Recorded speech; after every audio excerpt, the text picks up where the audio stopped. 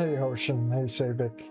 Gonna have to have a strong mental fortitude for this one. Yeah, because I'm gonna have to read it all myself. If you couldn't tell by the message of the day.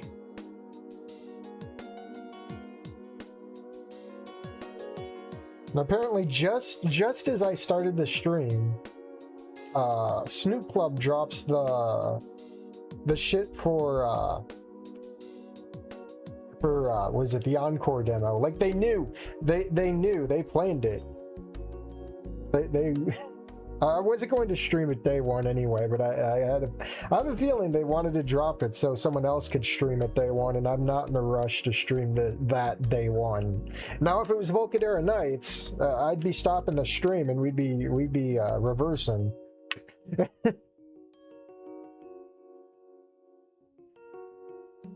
You should invest in Porku text-to-speech. Yeah, have someone else play my game. I can't wait until there's like AI channels trying to steal my thunder. Good luck with that. You know what? Do it, because it'd be funny if they have like another fucking stroke moment. AI Porku has a stroke. You know, I'd be A-okay with that. As long as you keep the strokes in. Don't fucking edit that shit out. If you're going to use AI, you're going to use every little part of it. Hey, Dr. Coconut. Emperor TTS. To read this...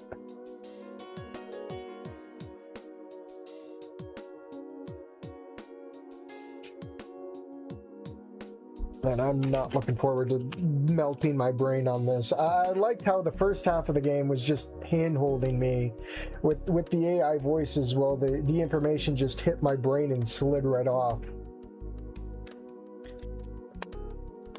Though I clapped like a retarded seal when Crackhead Mia came on. That was funny. Oh, let me readjust my pillows. Because I'm going to be here for the long run. And I don't want to break my neck any further than it already is.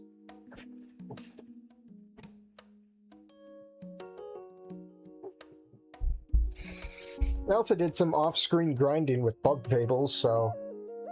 If tomorrow I feel up for it, it's going to be a bug fable stream. I also updated it too. Apparently, last month they added Not Mario to the game, which is crazy.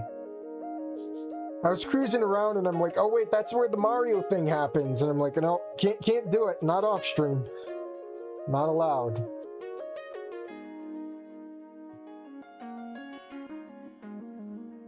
Yeah, the what? Just like, holy shit, man. That would be hilarious. You just start that right after the coffee machine broke.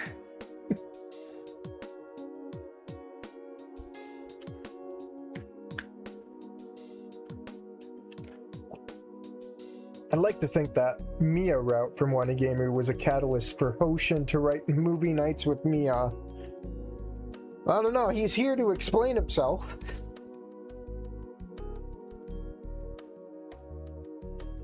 Now we'll probably do the Mia, not the Mia route, the Olivia route for this week.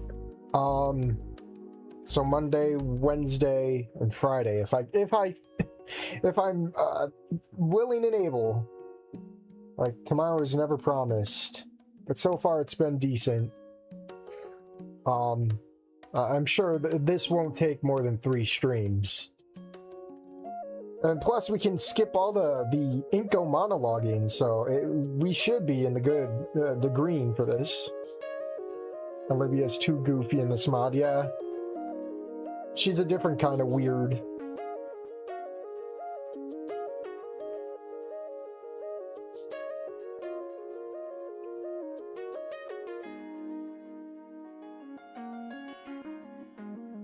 Can't believe I got 12 people coming out for this. The most boring mod ever. And that's saying something, too. I've never had a mod bore me as bad as Wanigamu. Like, say what you will about, like, Dancing Towards Tomorrow. At least it had Ending 1 as a payoff. And Wani build the gator was interesting in a sense. Even though it too had its moments.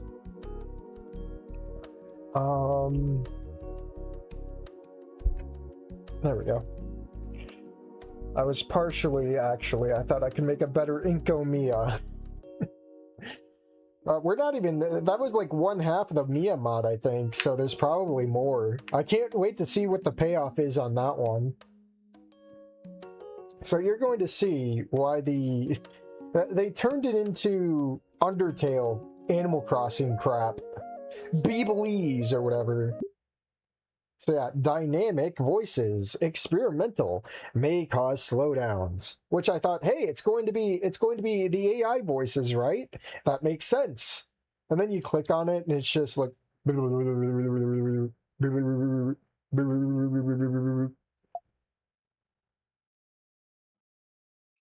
Prologue, Into a Barrel of. What is the measure of a man? Is it his talk? His walk?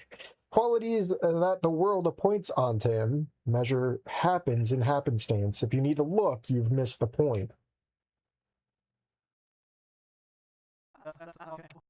Yeah, that's the point. He's having an AI stroke. Toby slop. I know, right? Tumbler tail voices.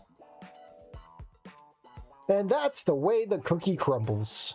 I should give, like, Inko the most dramatic voice possible. Like, anime tier.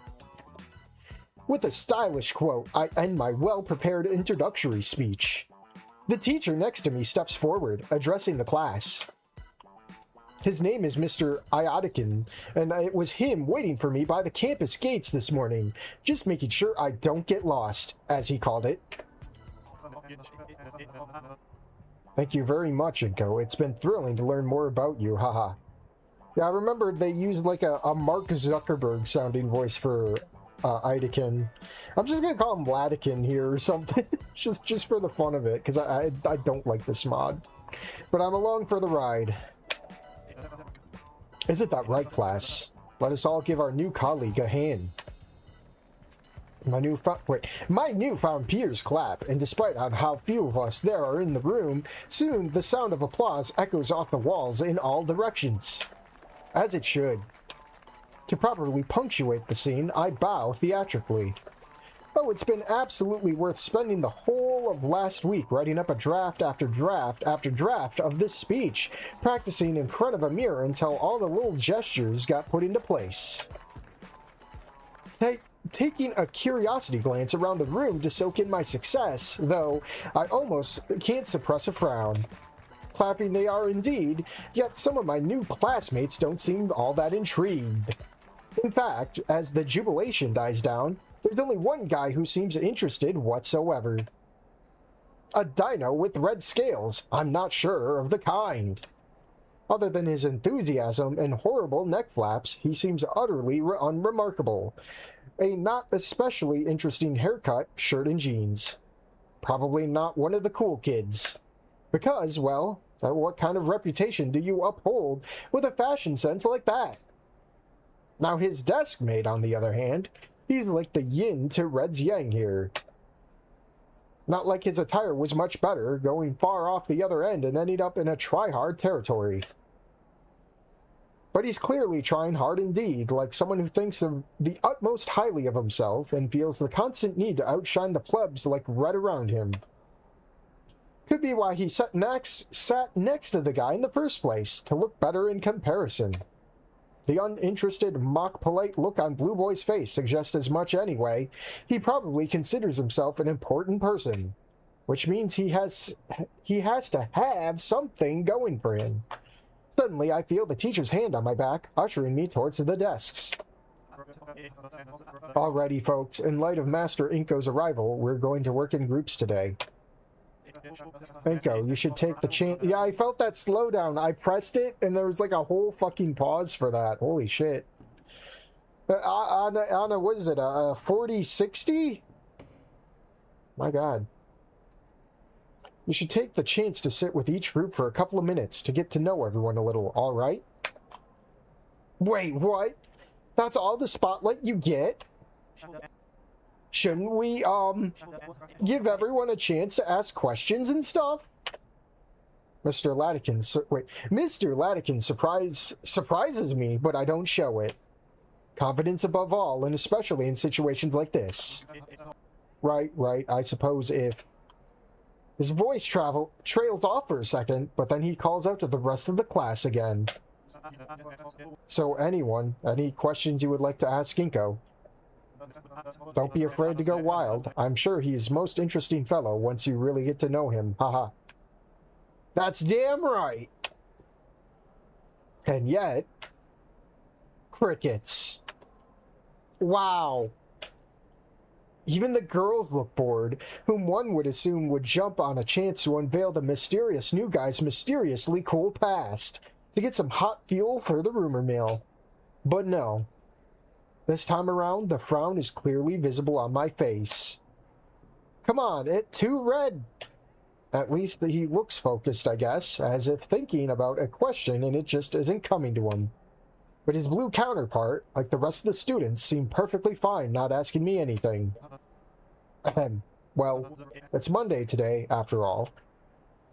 With that, I'm pushed between the desks, and Mr. Latikin returns to the board, going on about the topic of today's lecture. He explained it to me earlier, as if the two of us were walking through the building, though I was more preoccupied mentally preparing for my intro to have paid him much attention. That this class is a mix between homeroom and art history. Mr. Latikin will be my homeroom teacher, and this will be the very first class of the school week. He said he usually takes the liberty of addressing important details for the upcoming days. Such as me. Though it's not like I turned out to be so very important in the end. Well, I might as well just sit with Red then. It appears that in the very least I've made an impression on him. The Dino is still deep in thought as I join him in blue. Shrimp Latikin. Give him the Dagoth voice. I can't do that. I don't have the black voice for that, man. I don't have the deep black voice. You're gonna have to, like, get me anti-helium. Online lag. This isn't Wanigamu. They aren't hanging themselves. Yeah, if you play it through, Wanigator, they do that. Yeah, the stuttering is intense. Hey! I'm Inko. Yes, we know. You have just introduced yourself. Prick. Right. And you are? Ben! Oh, purple. Maybe it's Mia. The door to the classroom basically flies off its hinges as someone crashes into the room, running into the teacher's desk in between the rows. No, wait, it's not Mia because there's an apology in there. Oh wait, the purple, this is probably Procling, isn't it? Having to groom another student. Mr. Latikin, I'm so sorry, but this is an emergency. We need Ben. Yes, I'm coming. Huh? In front of me, blue, Ben apparently, rises from his chair. Oh, Ian. Yes, Ian, what can I help you with? That was damn. You know what? I was trying. Dude, there's so much stuttering. I think I'm just gonna redo this, but turn the voices off. What if I say? I know if I saving's probably pointless because I'm gonna hold on. Okay, it can't skip, so that's good. I can main menu. The stuttering's so bad. I'm sorry. If you're doing it says experimental. I wouldn't experiment with that at all. I don't even remember the original voices being that bad with performance-wise, you know. Alright, disable. Okay. Okay, we can skip, which is good. I thought they wouldn't have the flags for it, but thank goodness they did. They should experiment with uttering their story, that's true. And please wait for me outside next time. We shouldn't hold up class any longer than necessary. Again. Ben sounds competent, but and dutiful and compassionate at the same time. Makes me wonder which one of those things he might be making up, if not all three of them. What's more, he doesn't seem one bit concerned about the situation. Wherever this emergency is, he must be damn sure he can handle it. Or maybe he's just trying to appear calm and professional. That's the impression he's given me so far anyway, trying to be professional. What's he like in real life remains to be seen for now. Mr. Latican joins them momentarily, and after a couple of seconds, Ben and his friends are off. The lecture then continues as if nothing happened. Is this kind of thing normal around here? I ask Red, but not sure what for. He's been making the same thinking face ever since I sat down. Yeah, if I had to choose between the two of them right now, it's definitely Blue Boy I'd want to suck up to. I mean, make friends with. Status is everything, and at the moment, I'm at the bottom of the food chain. I sigh and prepare to say my farewells and move to the next table. Just then, as I'm already half off the chair, Red slams his fist down on the table. Got it! I'll give him the Denny voice.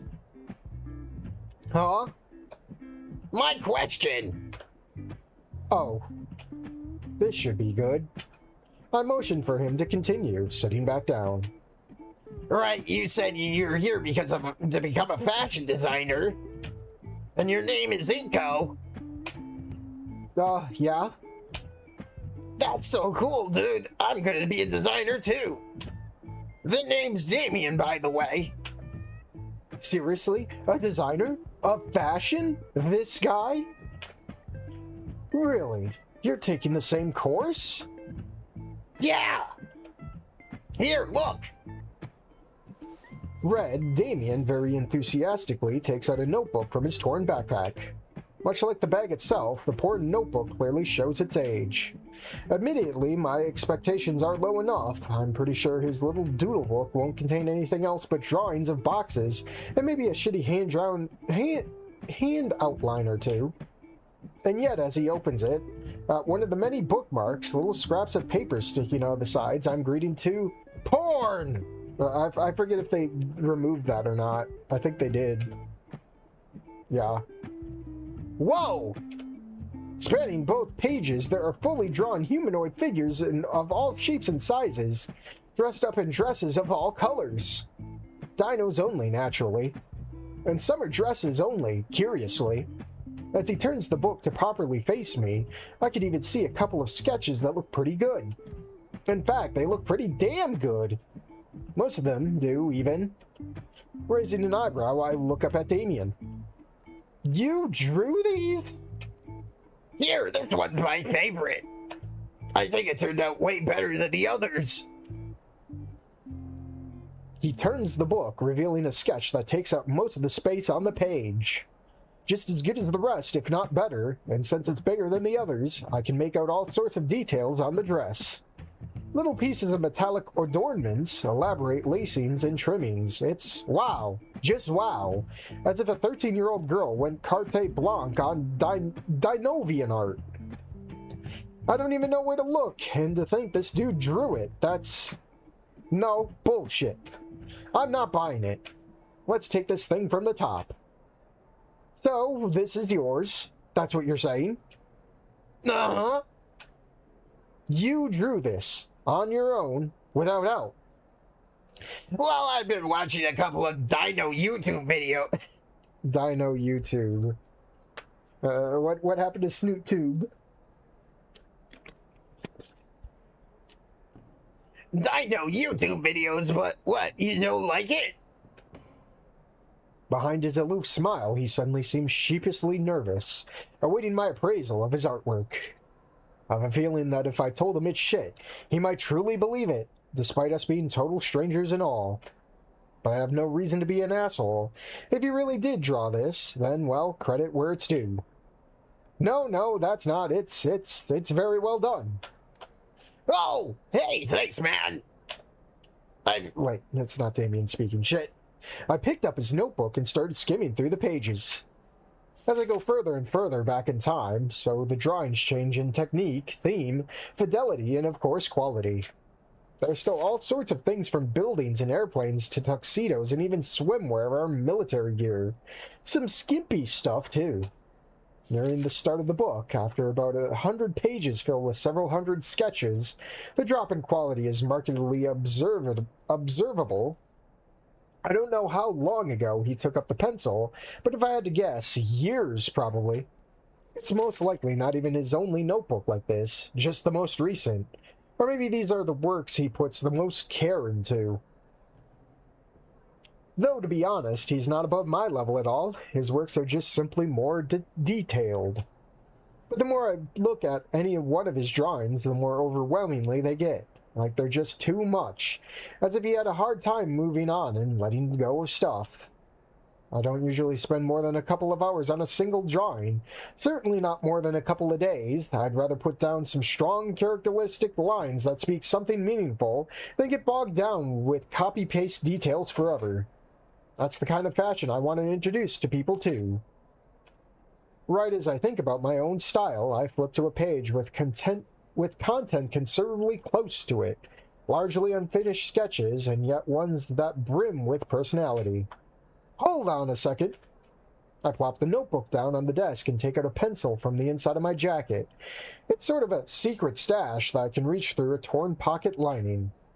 Normally, it's an inventory of sandwiches and cigarettes, but every now and then I remember to throw a pencil and needed eraser in there. And now to find something to draw on. Perfect. Blue Boy left his school stuff behind, so I promptly take his open notebook.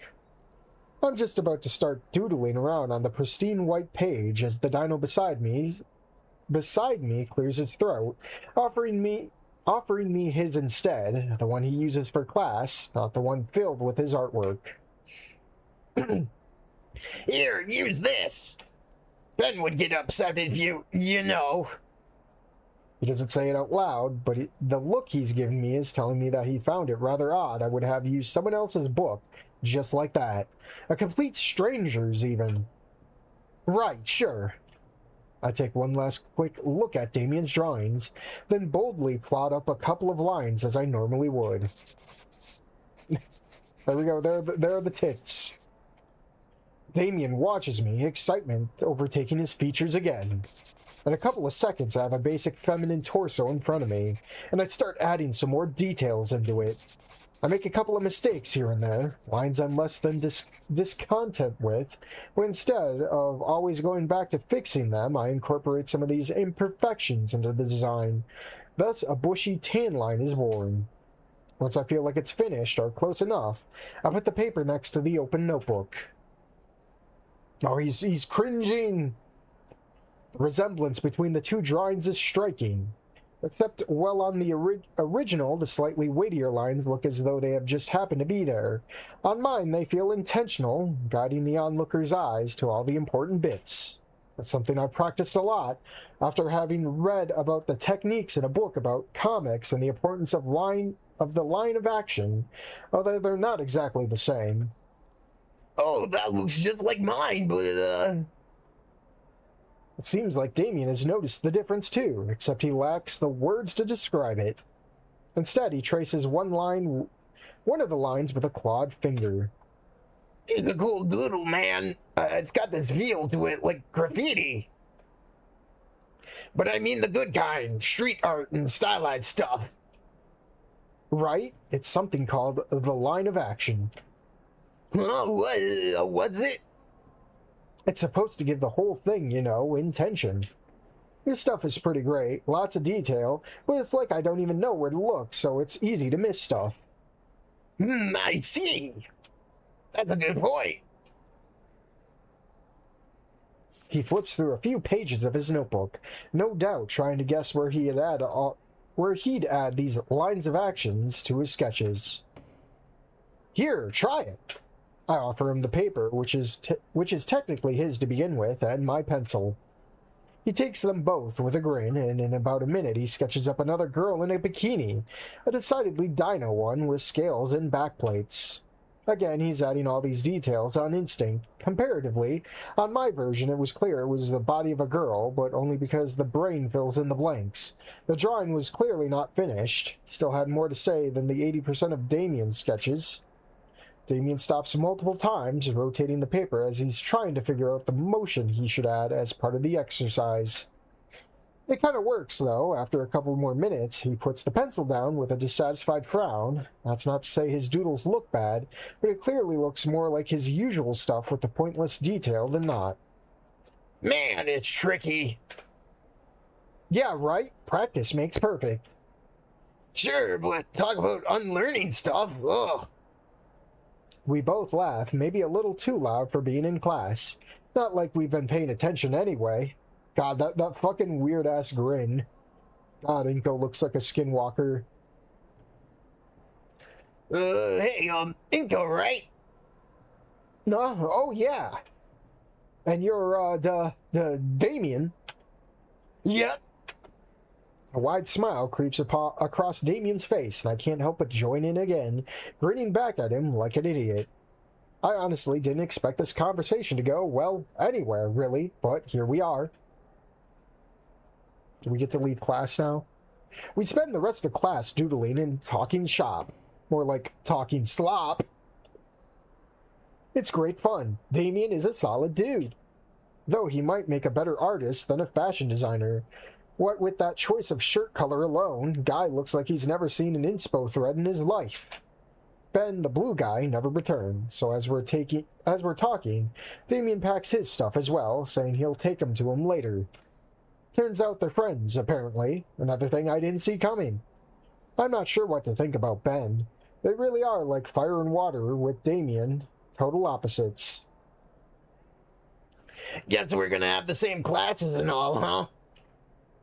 I almost miss what Damien is saying. Only catch the important bits. All right. Yeah, I think. Next class is contemporary art. On the 4th floor? I take my shitty, crumpled up, thrown together timetable out of my pocket. Damien immediately whips around to get a better look, going through the entire day with me. Yeah, man, all the same ones. Cool. Want to get going? I'm sorry, boys, but I'm afraid I'll have to steal Master Inko away for a second. Huh? Damien, if you could please go ahead. I can assure you your new friend is in no trouble. Not a lot, anyway.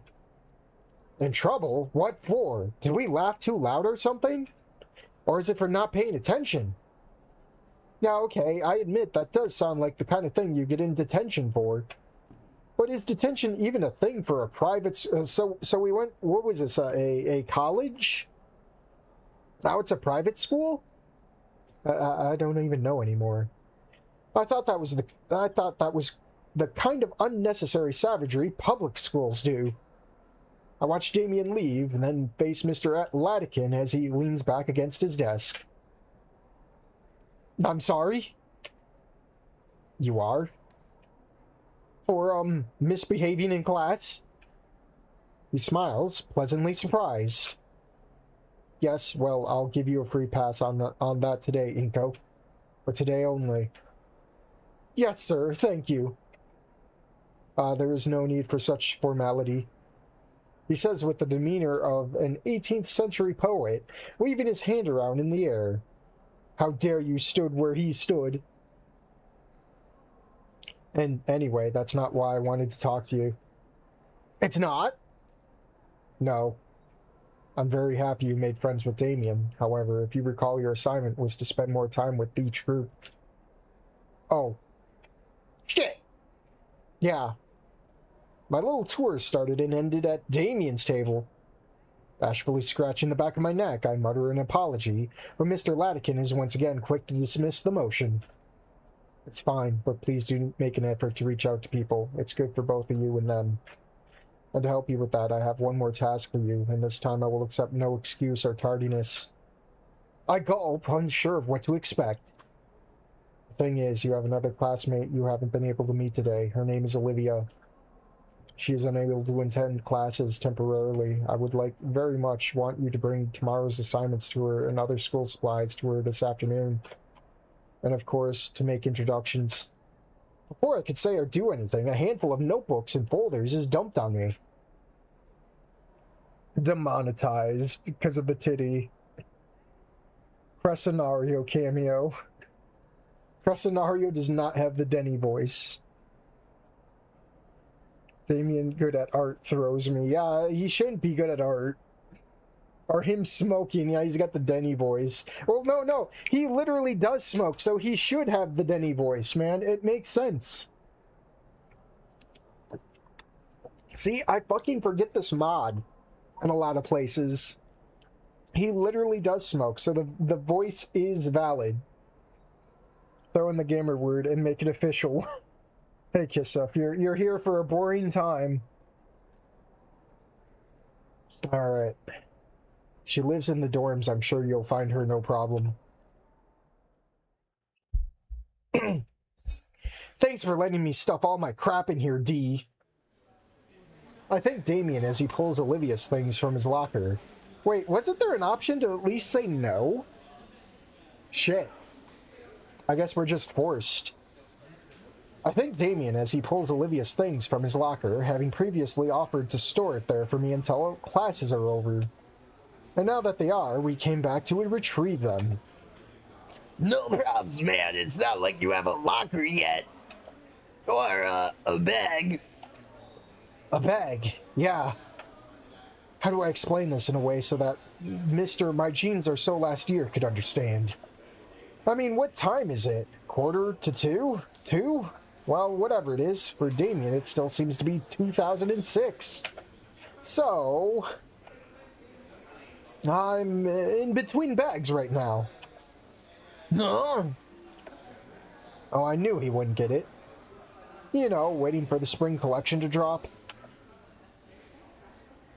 I know a place if you're looking for a new backpack. Rain check? Sure, dude, anytime. More like never. Damien has a point, though. It's gonna be an absolute hassle to lug my notebooks around until I get a key for my locker. But I just can't be seen with a substandard bag. What am I, some sort of mongrel?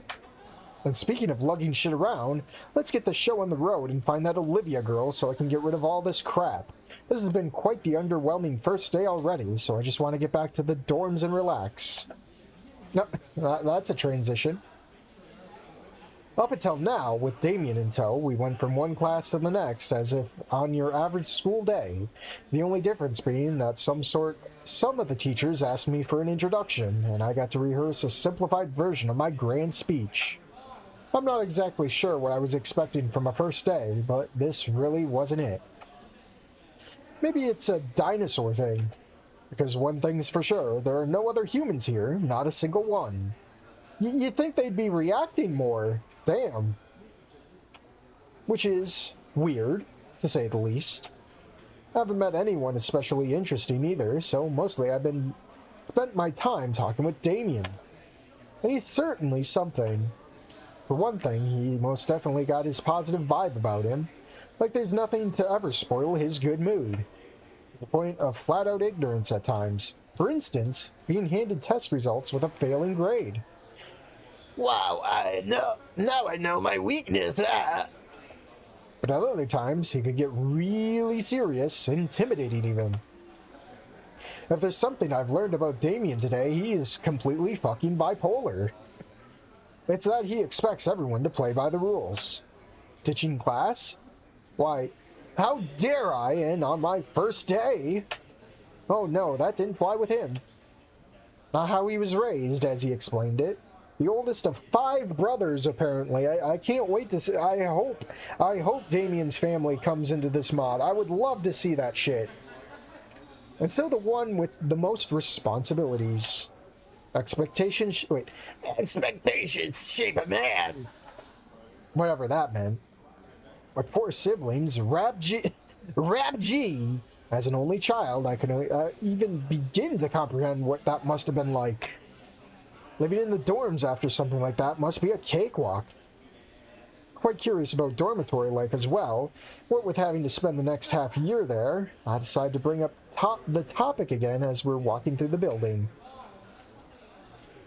This is your last year, right? So, 4 years in the dorms. Don't you miss your family? Sometimes I do, I guess. But I only moved in last year. We used to live in the area before that. Huh, no shit. Yeah, until Dad got a job and stayed over. The whole family had to move. But I was already halfway through my studies here, so I figured I'd stay. I see. And how's that going? Damien frowns, but it's short-lived. It's not so bad, I guess. The buildings are not all totally modern and stuff. Plus, I get to share a room with Ben, huh? No? Well, that explains everything.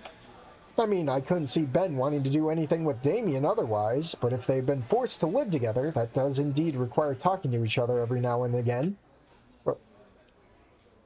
Self-voicing enabled. Well, it's not... Hold on. Deactivate. Activate. Yeah, I like how that was all the way down. Oh.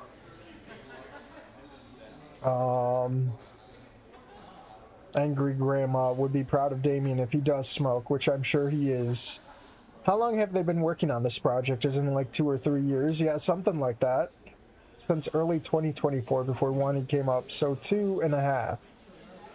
I wonder if the creators have taken feedback about this project because it doesn't seem to have gotten any better. Probably not. I think I probably ruined that. Oh. Bad actors and such, whatever. And hey, if Ben is really the Boy Scout as he comes across as, that goes hand in hand with Damien's apparent moral compass. Maybe they aren't as different as I first thought them to be. Different covers of the same book, or something like that. Yeah, he helped me file my papers. I couldn't get them all approved in time because, like, they were in the middle of a movie and stuff. And I was told to go find someone from the student council for help, so I did. It just phased into another reality. I blew my nose.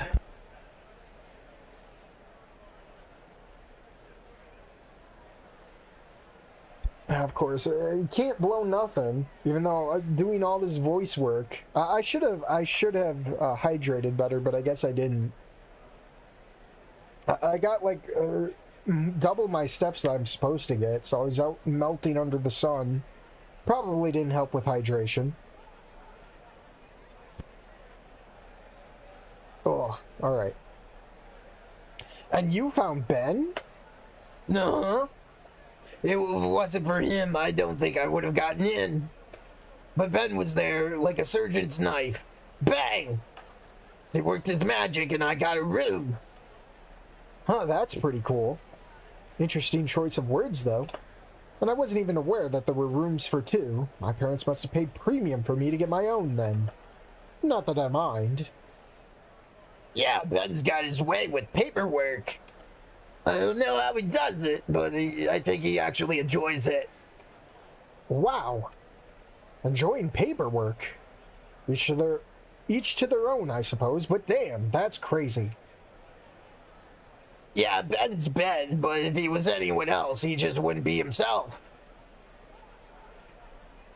I didn't find out till way later that he actually wanted to leave the dorms that year, but if he lost the room, I couldn't have gotten in. I'm not sure what that was all about, but it did mean I did owe him a solid. And did you repay him yet? Hell yeah, I became his best friend. I would have just gotten him a pizza or something, maybe a plate of hot dogs, something to snack on during the long night of passionate bureaucracy. Something that would have held actual value to Ben, in any case. Yeah, being Damien's friend is so low on the totem pole. Then again, he didn't move out this year either, it seems, so I guess he's finally being Damien's best friend and roommate. Whoops, here we are. Nah. I look around and find out we're at a crossroads, literally. The road straight ahead leads to the gates, and the one behind us goes back to the main building. The two to the sides go to each dormitory building, I'm assuming. There's even part of, like, a track field spectator stand or some kind of podium sticking out from behind one of the structures. I got so lost in the conversation back there that I've almost forgotten I have a task to do. To meet a girl, namely. Well, it's good to be out in the sun after such an underwhelming day. Reminds me to fix my posture, taking a deep breath of spring air. The campus grounds are nice here at least, lots of greenery. There's some other students milling about, talking to one another and hanging out in the cliques. Some carnivore jocks passing a rugby hand-egg thing back and forth. If I wanted to join, would they make a spear chucker joke? People here seem cool with the fact that I'm a human, but I still wouldn't put it past them. Makes me wonder which groups might have the more popular kids. Usually I could just tell by looking at them, but these dinos are either extremely preppy or else all under the radar types like Damien. And what about the girls? Ask Damien about it. Yeah, it's the Olivia route, so yeah. Oh god, I realize I'm gonna have to do the coffee machine broken Denny's voice. Oh lord, that's gonna be a payoff. They made it clear that they don't listen to feedback. They just say you're not the intended audience. That's true. Okay, so they're assholes. Criticism? How can anyone show criticism with something so obviously perfect? Or you got a license to play hand egg. Dancing towards tomorrow's proof. You don't need criticism. Hey, it found its audience. Bowie loves it. Oh. Wanigamu and its consequences upon Snoot society will never be the same. Where's the black people? It's not real football without imported labor. Oh no. Oh, hold on. I took my acid reflux, but it's ramping up, man. I've been thinking about it, what kind of girl this Olivia could be, and I guess Damien should be in the know of that. They're classmates after all. Hey, D, you know this girl, right? Olivia? Seen her around? Kinda. Kinda? What's that? Aren't you two classmates? Well, I mean, yeah, but we don't talk that much. She's taking one of them artsy courses, so we don't really have, like, classes together outside of the homeroom and art history. Artsy? What, like a painter or something? Yeah, I think. Her stuff's pretty neat, actually. It has all the unique vibes, like her perspective on things is so different from mine or yours or anyone. It's just out there. But that's understandable considering how she is. Seeing my quizzical glance, Damien turns bashful all of a sudden. You'll see. Okay. Moving on. Right, so this way to the girls' dorms, yes? Want me to wait for you? I can give you a tour of the place and stuff. I think about his offer, but shake my head in the end. Nah, it's okay. Maybe some other day. Sure thing. Tell Olivia I said hi, would you? Yeah, okay. See you tomorrow. Bye and go. Jeet game. Oh no. Snoot slap made me feel things. Snoot needs more Jeets. We already had, like, what is it, a Sorrosaurus in Age After Beauty. Wanigamu with the tell, don't show mentality. That's true. There's so many things that they overly explain, man. Artsy, does Olivia paint with her period blood? Oh god. Attempting to escape the poo field to Mumbai, Anon P. Mepapadalon falls in love with Dalit and is immediately killed. Maybe the Wanigamu creators will get absorbed by Encore devlog so we won't have to endure this. Can you imagine that writing in devlog? My god. I knock on the door. It's name tag boldly reading Olivia A. Gator. Olivia Alley Gator. I'm expecting some flavor of brooding alt girl to answer. Isn't that what all these art hoes are like? And as such, I have, of course, taken a cool pose, as much as you can with a bunch of notebooks and shit in your arms. Maybe the girls in class weren't immediately infatuated with me, but I'm sure I can fix that now. And it was their loss at any rate. I'll be right there. I don't want to do the nasally thing because I'm so sick of like pinching my nose, man. I'll be right there. I'll just give her the higher Denny voice. Fuck it. Fuck it. She's getting the higher Denny voice. A muffled shout comes from the other side of the door. It's definitely it's a clearly female voice. Duh. Sort of harsh and throaty. Well, I should use harsh and throaty. It's just another Damien or Denny voice, man. Fuck it, we'll do Denny twice. Though I can't tell for sure just yet. I'll wait till she shows up and hold my most dashing, suave smile till then. And hold. And hold. And hold. And... Okay, what the fuck.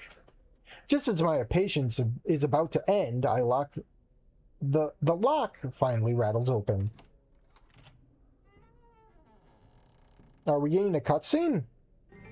Oh yeah, we did. I forgot about that. Still a sketch, by the way.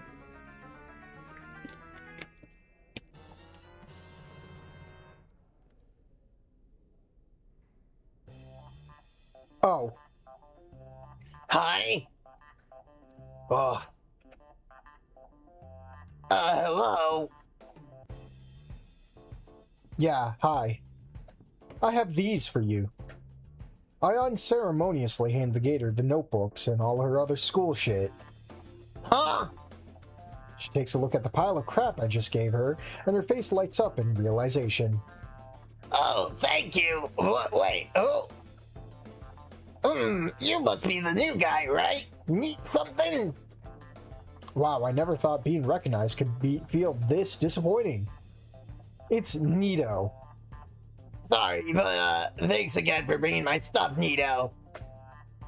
She holds one of the folders up in the air to emphasize her point. I don't care. In fact, I'm quick to shoot her down before she can misunderstand the situation. Yeah, it was Mr. Latkin's idea because you can't come into class or something. As I say it, I look Olivia over in detail for the first time. Going by the wheelchair, I would assume she's got a broken leg or something, but I don't see a cast or anything of the sort. She doesn't look like someone who's been hit by a truck either. Maybe she had surgery done lately. Excuse me, eyes up here. Huh? Oh. She must not have liked me oogling her wheelchair. What's the deal with that thing anyway? You do know that all the stairs have those grandpa ramps and shit, right? Can't you wheel yourself to class or what? If you need a handler, tard wrangler, nurse thing, then I think I could get you one. At least I'm pretty sure that through Damien I could get Ben to do it. He's the local miracle worker in these parts, isn't he? Thank fuck I could stop myself from saying tard wrangler, though. It's my shitty spare chair, because the other one's in the shop. Not like you need to know. I think I can make that decision if I want to go to class or not. On my own, perfectly well, thank you very much. Wait. Fuck. She's actually disabled? Oh, fuck. Shit, sorry, I didn't mean... I'm sorry. Sorry for what, you... Although clearly agitated now, she doesn't bother to finish the sentence, whatever colorful name she was about to call me. Instead, she just takes a deep breath, trying to remain civil. If it was real Olivia, she would have eviscerated us. Forget it, it's fine. I'm sorry for exploding like that. Look, you couldn't have known. You brought me my stuff here, and I'm sorry for shouting at you. It just sucks so bad I can barely leave this fucking room. I can't even go get my groceries because I'm afraid the wheels are gonna fall off. I can get them for you? Still slightly panicked, I speak the words before I realize it. As an apology. Please, please work. I don't want to be the guy that bullied a cripple. If that happened, I'd have to switch schools for sure, and I just got here. She appears to be thinking it over. That's good. Keep doing that. Okay. Really? Cough? I mean, sure, yeah, no problem. Cool.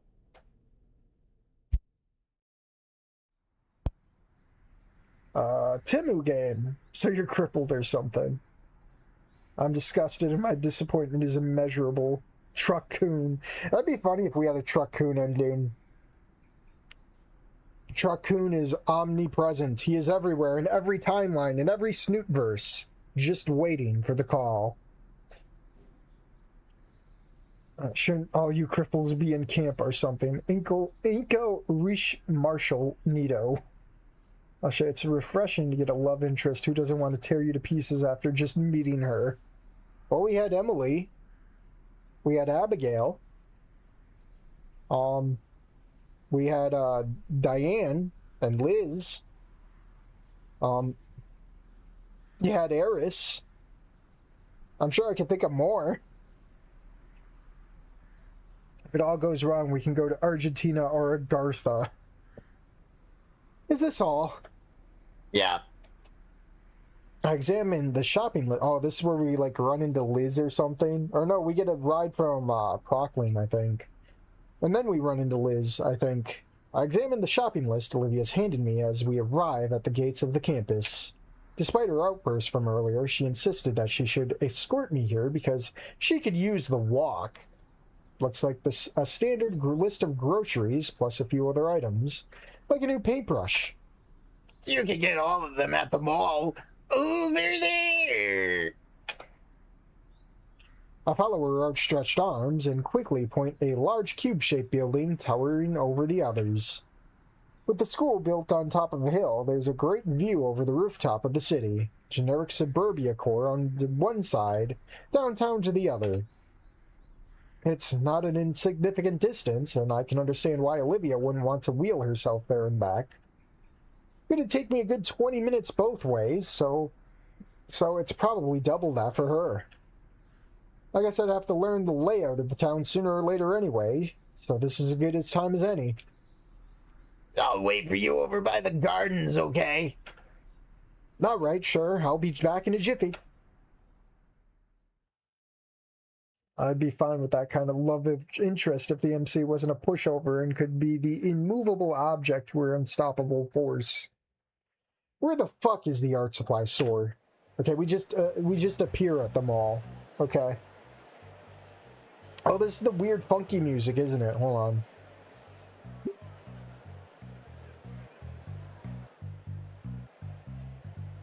on. Apparently this was from Wanigamu or something. But it's so funky. It's weird and funky. It's weird. It's just a base. With a sigh, I dropped the heavy shopping bags on a bench and plopped down beside it. I let my head fall behind on a backrest, looking up at the canopy of escalators and leftover Christmas decorations overhead. Shiny, oversized ornaments hang from above like men hoisted on the gallows, slowly rotating aimlessly on whichever way the AC is blowing them. Describes my current mood pretty well, too. Rap G! Oh, I almost want to bring the Rap G counter back. That's like 2 Rap Gs. I'm counting them, 2. If I can remember. What a day this has turned out to be. Oh, what a sweet time I could have had exploring the mall. I could have made a whole day of it. I could have been spending my time going from store to store, trying on a bunch of different outfits. With some body rotting mall fast food in between.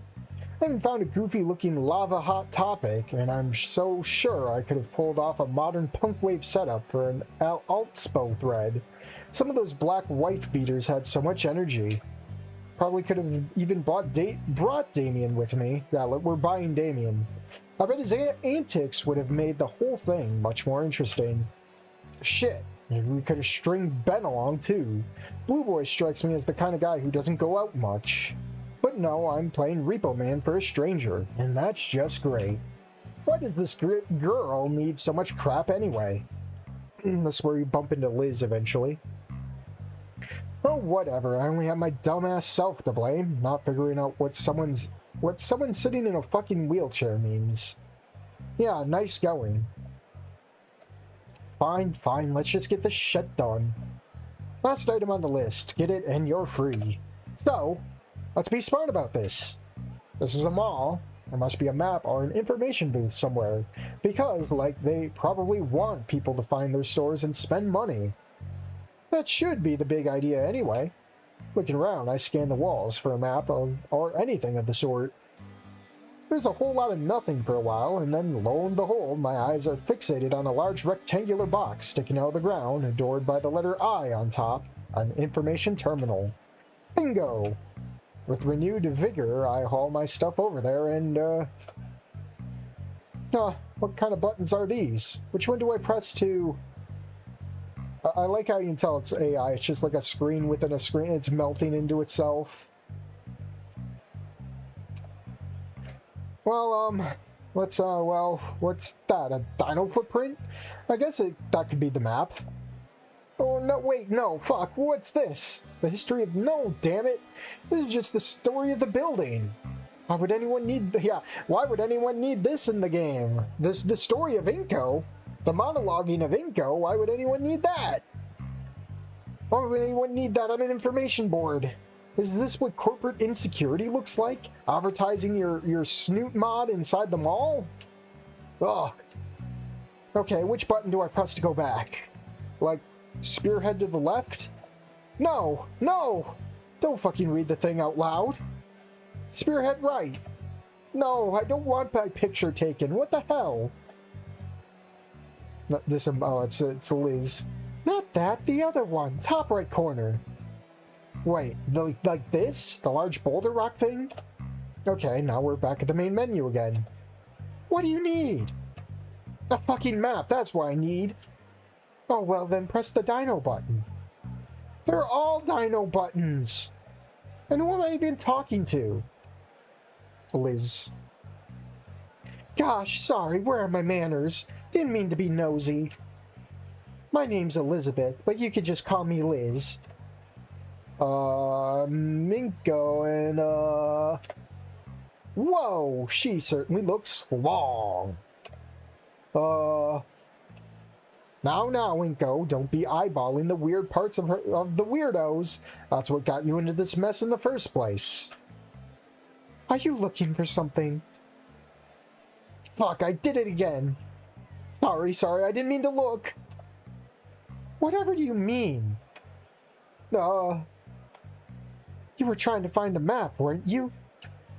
Yes, a map. That's it. I totally need a map.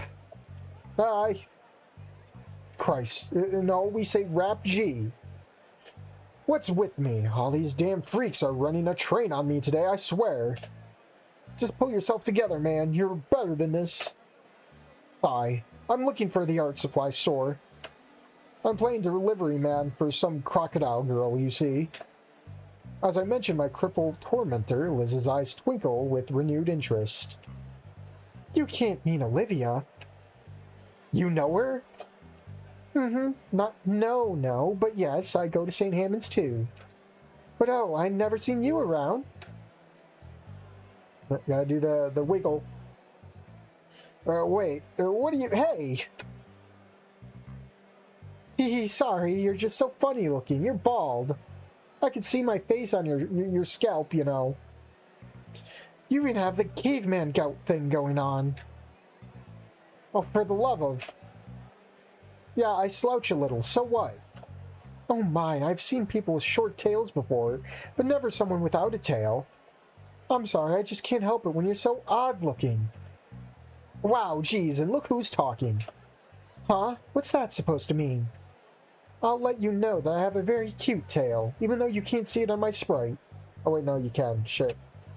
The text box is hiding it. Oh, I have a cute tail too, alright. Want to see it? It's right there between my legs. And that's how Inko got on the sex offender registry.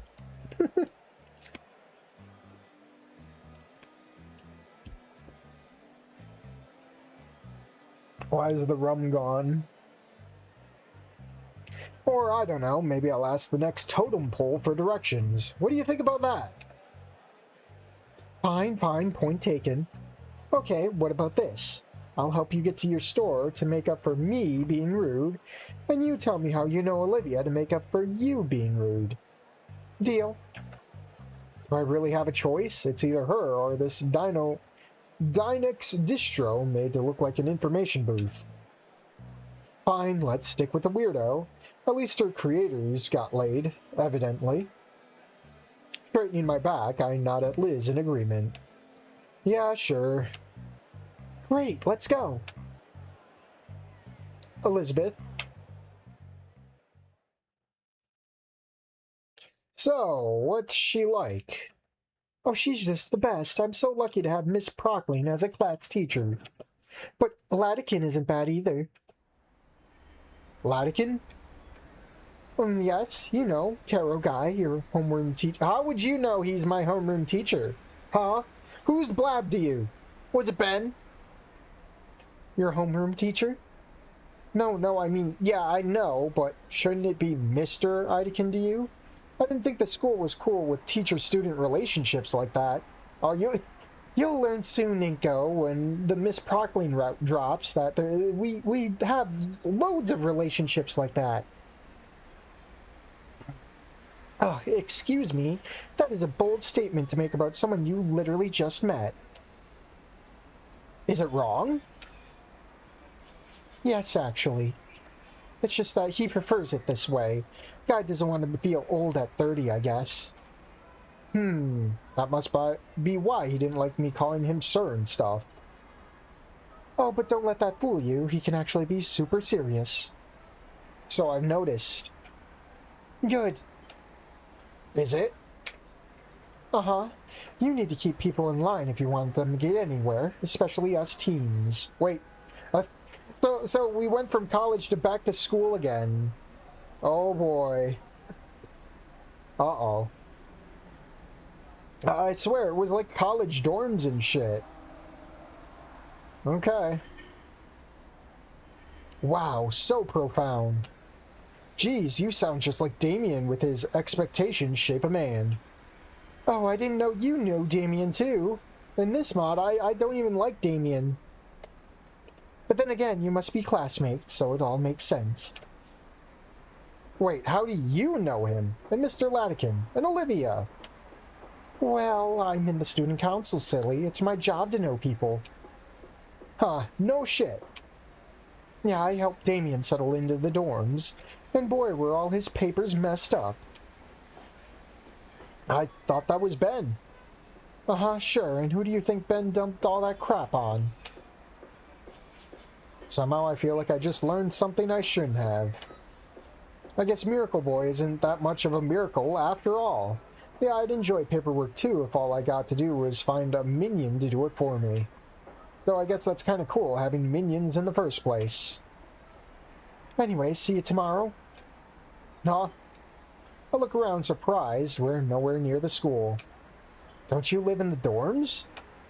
Nah, we're renting a place with some of my girlfriends. Gotta have that scholarship money be spent on something. Scholarship? Rap G! With Ben, Damien, and now Liz, everyone but Olivia seems to be some sort of goody two-shoes around here. It seems it's a pretty cool place. We got linoleum floors instead of old vinyl and stuff like that, which is super sustainable. I mean, it's not like I'm a hippie or anything, but I do care about the environment. The rest is all popcorn ceiling and boob lights. But it's not like I'm going to be living there forever, so I don't mind. Boob lights? Yeah, you know, those round lights that look like boobs? The kind you see in every apartment ever? Oh, those, right. Yeah, the landlord's a total cheap ass. He even tried to make the furniture look all rustic and stuff. But really, he just bought it all from IKEA and then beat it up with a hammer and then painted over it. I guess it increases the value of the place or something, but it's just so tacky. Huh. So you're not a hippie, but you're a hipster? Or maybe a realtor? Jeez. No. Liz ducks her head at my tease, but she doesn't seem to be offended. Well, actually, my mom is. She's a realtor, I mean, like, for real. Growing up, we always had stuff like interior nest designs running on TV. And I kind of thought that was how real adult people did things. But when I had the chance to move out and really looked into that sort of thing, I became very interested. And then I realized it was equal part entertainment and actual useful information. But it was a TV show after all, so go figure. Okay. I'm getting a bit lost on this info dump. Me when I play Wanigamu, I'm getting a bit lost on this info dump. But Liz seems to be enjoying herself. Yeah, and then there's this one episode where they were talking about how to make your own furniture. And Mom and I got so excited, but we always had our little DIY projects going on after that. Like one time we tried to make a big aquarium in the garage using an old TV case. But then Dad totally fell in love with it, and we had to give it to him. And then he put it in the living room, and he was like, "Oh, look at me, I have a big fish tank." Which is totally fun, because he used to fish, like as a hobby, but then he got to curating the tank. Like the fishies in there, fishies in there were his children, I swear. Liz laughs at her own story, and I can't help but join in at the mere absurdity of it. Wow, that's something. Yeah, it was pretty funny. Sorry for talking your ear off, though. Nah, it's fine. It's actually the first normal conversation I've had all day. But I think I'm going to head back for now. My bed is calling me. Ah, okay. Maybe I should just get some rest today, too. Gonna be running all across campus tomorrow. Huh? Is it like a student council thing? Yeah, gonna be putting up posters all around the place. It's just that time of the year. The fuck does that mean? That time of the year? Oh, right. You said you lived in the dorm. Wait. Right. You said you lived in the dorm, so you're not from the area. Nope. Ah, so there's a festival coming up soon. Kind of a biggie, actually. Oh yeah, what's it about? It's like a bunch of carnies and other local artists in the region coming to town to show off their stuff. The teachers always tell us to make the connections for our future careers, but... Liz raises a hand in front of her mouth and it curls into an awkward smile, looking away as hints of blush creep across her face. Actually, she doesn't as much look away, but instead her long neck hurtles her head to the side with such force that makes me wonder how she doesn't get dizzy. Freaking dinos, man. Doesn't seem to bother her any, though, and she goes on like normal. I mostly end up just eating cotton candy and junk. Liz giggles softly at her own confession. It doesn't amuse me any, though, and I'm not sure what she might honestly think about it, but to me it comes across as careless. Making connections is just as important as getting a proper education. Shit, no, it's even more important. Which is funny, because in Wani Gator, Liz is all about getting connections with her aspiring career. But for whatever reason, Liz just doesn't seem to think so. Finished with her giggling, she flings her head back into conversation range. There's a spark in her eyes, too, like she's getting real excited about something. Normally, it's pretty chill, I mean. We still have to let the students, and all. Oh, but this year we might get our own stall, too, so it's like a super lot of work. Ah, so that's what it is. Right, and this is the point where I skedaddle before she'd try to string me along for that super lot of work as well. Yeah, I can imagine. Well, good luck with that. But I really gotta, Oh, certainly, don't let me keep you. See you tomorrow, then. Sure thing. See you tomorrow, Elizabeth. Oh, would you knock that off? You could just call me Liz, Sure thing. See you tomorrow, Lizzie. Bye. You're impossible. Alright, water time. I think we're getting closer to the coffee machine.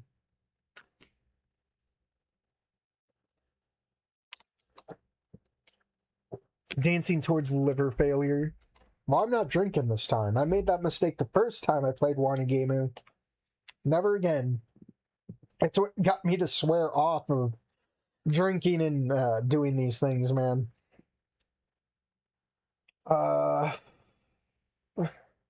There's a reason why the old characters were discarded. We don't need any more alias. HIV infection rates would skyrocket. Oh god. Will we have the option to cheat on our GFs like Trinity? That'd be funny. I trekked the rest of the way back to the campus on my own. Spending time with Liz ended up being so nice it almost made me forget about all the rest of my problems. Thankfully, in about 5 more minutes, they will all be gone and done with for real. I'll give Olivia her stuff, and then our business is concluded. And if Mr. Latikin wants me to go through this hassle again, well, I'll just tell him to find another fool. No, you won't. You're gonna do it. You're gonna do all this. His thing was making friends anyway, and I think I've made enough friends for one day. Oh god, we're now in the Coda. We're in the Codaverse. We're at St. Harmonia. St. Hammond, what's that? Okay, now, where's that little goblin? Did she get bored waiting for my hour-and-a-half long jiffy? Yeah, probably. Though, to be honest, who wouldn't? Maybe she's gone back to her room. Over here! The creaking of a shitty wheelchair fills my ears.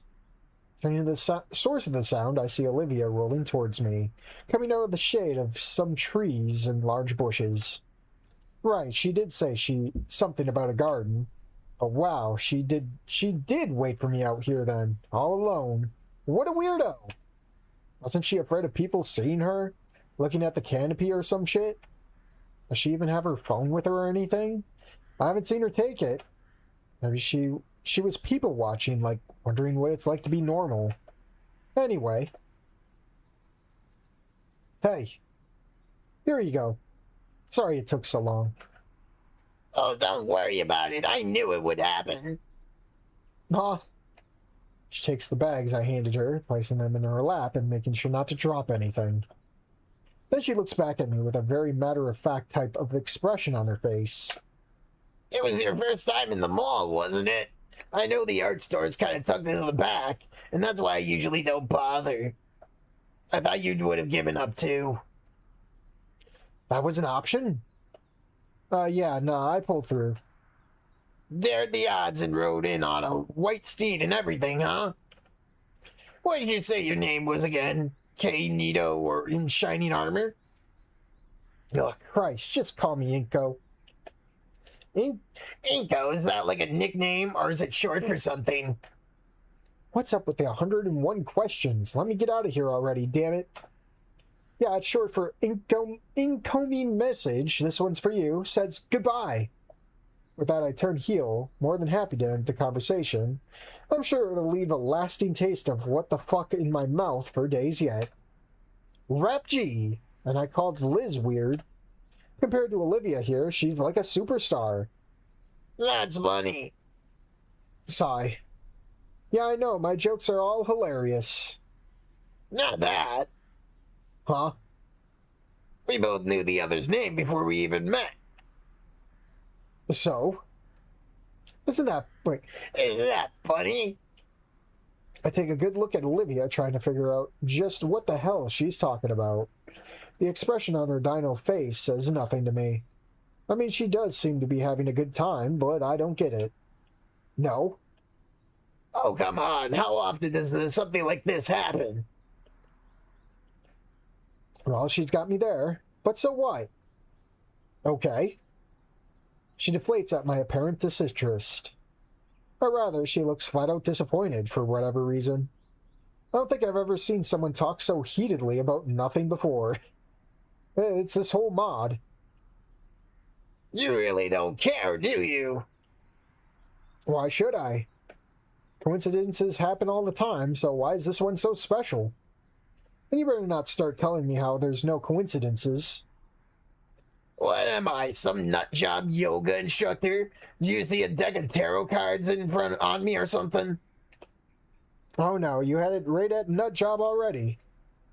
Coincidences might happen often, but not this one coincidence. You can either have it, you can't ever have it happen again in your whole life, because you can't unmeet me. Like maybe you got amnesia or something, but that's not the same. This one had one chance of happening, and it did. Isn't that cool? No. Wow, never mind then. You're a lost cause. I am a lost cause? What does that make her? I don't point that out. I don't want her going on a spiel about statistics or personality types or whatever else. Instead, I, very animatedly, wave her goodbye, trying to escape this situation already. Sure, bye. And luckily, this time she lets me go without another word. They were creative writers. Turning to the source of the sound, fuck's sakes. Just say, turning to the sound. We have to be verbose here. They gave Olivia brainworms. Stella slander. Missed the opportunity to call tarot cards the other tarot cards. You'd have to call them tarot cards to differentiate. Behead those who insult Stella. The sun is just about starting to set as I entered the dormitory building, painting the bleeding skies beautiful streaks of red, orange, and pink. I put my wallet containing my resident ID card against the sensor of the wall to gain entry, and delve into the depths of the building. Though winter is long gone, there's a noticeable difference in temperature in here, putting me at ease. I knew my first day in the new school would be tiring, but I never would have guessed it would be so eventful. I stretch and yawn as I walk past the vending machines. I can absolutely foresee being the source of many of my future breakfasts. Then call the elevator at the end of the hall. My room is on the 6th floor, so there's no way in hell I'll be climbing the stairs. Makes me wonder which floor Damien and Ben could be on.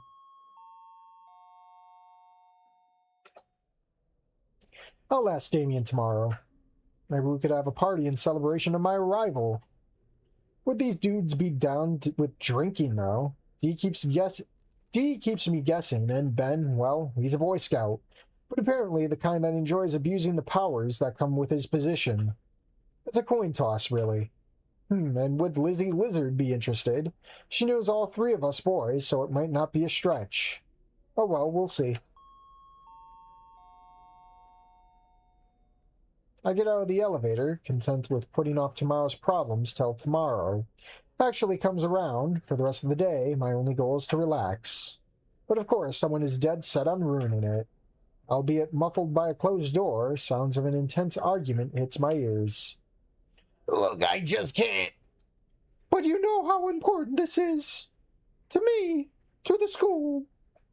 I know, but I still can't come. I've told you already.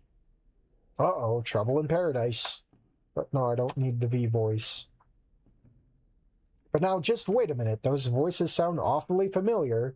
One of them does, anyway. But it can't be. Damien? What's he doing in there? And who is he fighting with? Standing in front of the door now, I consider my options. It would be a lie to say dormitory drama doesn't intrigue me. This is going to be my community for the time being, so getting up to speed with the rumors and stuff could be beneficial. Do I really want to intrude upon these people I barely even know? They're both male voices, and even though I've only ever heard him talk once for like two seconds, I have a feeling Damien's opponent is in fact Ben. They're roommates, though. Didn't you... Even Inko can't even pay attention to this mod, man. In which case, it's an argument between close friends, and not something I should get involved with. On the other hand, though, Damien was a bro to me all day, so maybe I could be a bro back to him if I could ameliorate the situation. While I stand around outside, the argument in there continues unabated, just now reaching its climax by the sounds of it. Oh, don't get involved. We're skipping. Speed run. I don't think it's going to affect Olivia anyway. Well, it's none of my business. I'll just keep on walking, and the door explodes open with a loud bang right in my damn face. If I was slower, just one beat, I'd be smudged against the wall right now. I can't believe you right now. What do you expect me to do? How about if you care for once? Is that too much to ask for? But... Ben, hey! Fuck me. Wow, who's shitting his cereal? Huh? Inko. Didn't see you there. You, live on this floor too, huh? Were you, did you hear? Yeah, it was kind of hard not to. No. Did you hear the whole thing? Nah, I just got here. Damien sighs again, deeply looking first into the room, then at me, then towards the elevator Ben used to get away. This is the first time I'm seeing him be anything but happy. Come, dude, I want to show you something. Okay. With that, Damien beckons me down to the hallway, past the communal kitchen, and unbeknownst to him, past my own room, to a large glass door on the other side of it. There's a balcony. I actually noticed it when I moved in yesterday, but couldn't find a way to get onto the balcony itself. There are 2 doors to it on every level, one locked and the other being an emergency exit. Obviously, I can't go through a locked door, even if it's one made out of glass, and I didn't want to risk setting off an alarm or something opening the other one, so we're back in the Codeverse. Damien, however, confidently steps up to the emergency exit.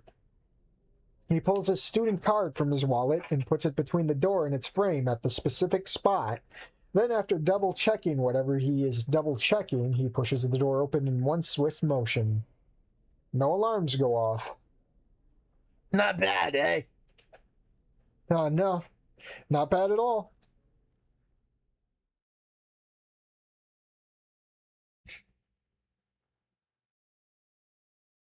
I watched Damien close the door, leaving his ID card in the same spot again, probably so we'll be able to get back inside. A useful trick, this way we can have total privacy for our talk, because I'm totally expecting a talk to happen. Oh god. Oh god, we've downgraded. I know it's nothing new, but it's just so hard to look at Flathead Inko. His brain is not booming with thoughts. It's smooth brain, Inko. Square brain. Playing too much Minecraft. As I walk up to the railing, I take a look around out here. A few chairs and a table. A couple of ashtrays. A lamp without a bulb. And absolutely no cameras.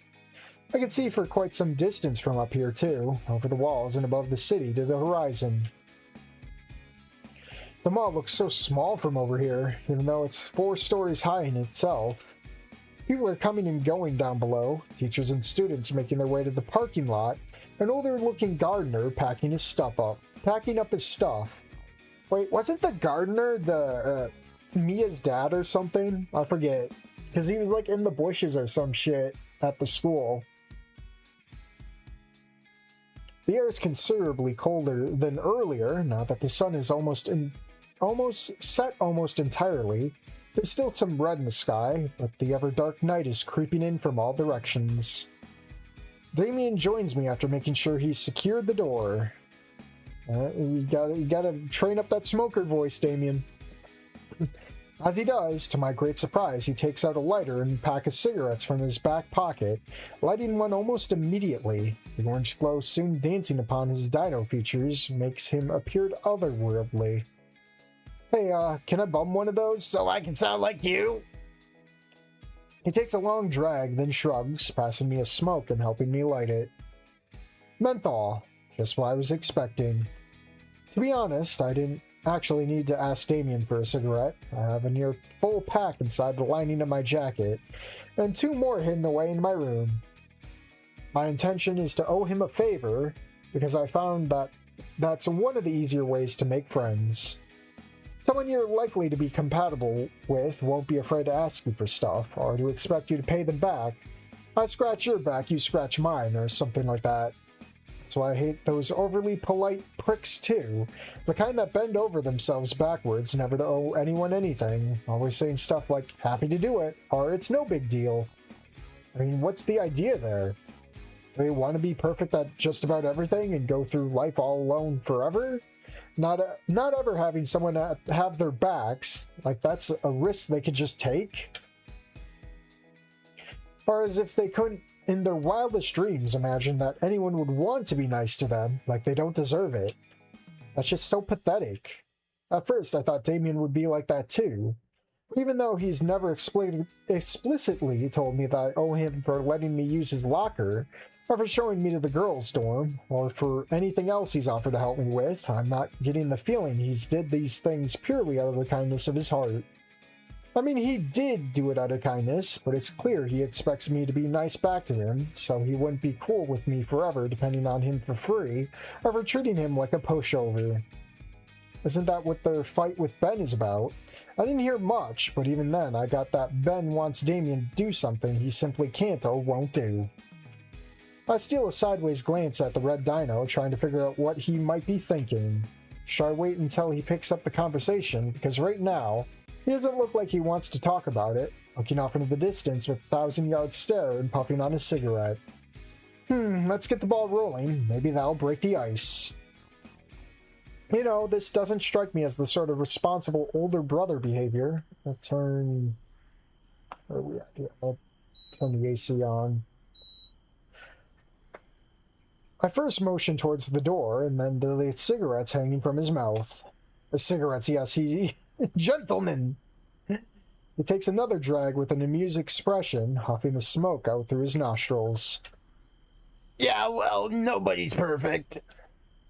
I wait for him to elaborate on that point, but he doesn't. Instead, he turns to face me properly, away from the railing. So, what do you think? He nods his head towards the main building, raising an eyebrow. Now that's a change of topic if I ever heard one. But, what do I think? I give the question some thought, breaking off the ash from the end of my toke and watching the embers spiral to the ground. So far so good, but it's not like I've seen much of it, you know? I think you'll like it here. The teachers are all pretty good, and the people are cool too. With some exceptions, eh? What do you mean? This time, it's my turn to raise an eyebrow at Damien. We both know I was referring to a certain blue whatever the fuck species Ben is. But fine, I'll take his question at face value. Well, it's not Damien, fuck. Well, that Olivia girl's kinda weird. Oh? Damien's looking at me quizzically, waiting for me to further the thought. And I'm quite surprised by that, actually. What, you don't think so? Before answering me, Damien takes a final drag of a cigarette, snuffing the butt in one of the ashtrays as he snorts the smoke out of his nose again. Why, because her legs don't work? What? No. Maybe. I mean, honest to God, the wheelchair was the least weird thing about her. And what if she thought you were weird? What kind of question is that? Like, what do I care what the weirdo thinks? But, she did call me a lost cause. She did actually say something like that. Ah, see, there you have it. Laughing, Damien pushes himself away from the railing and starts walking back to the door. Meanwhile, I'm left dumbfounded. He can't seriously think I'm... Dude, what? Are you seriously taking her side? Like, for real? You did come to school without a bag, deliberately. Frustrated, I flicked the still lit stub of my cigarette over the railing, then joined Damien at the door. He's already in the process of unlocking it, and in this darkness I can't read his face at all. But if he thinks he can call me a loser and just walk away, then he's got something else coming to him. I'm already opening my mouth to tell him what for, but he speaks up first. Look, what I'm trying to say is that it's not so binary who's weird and who isn't. I gotta take a micro sip, man.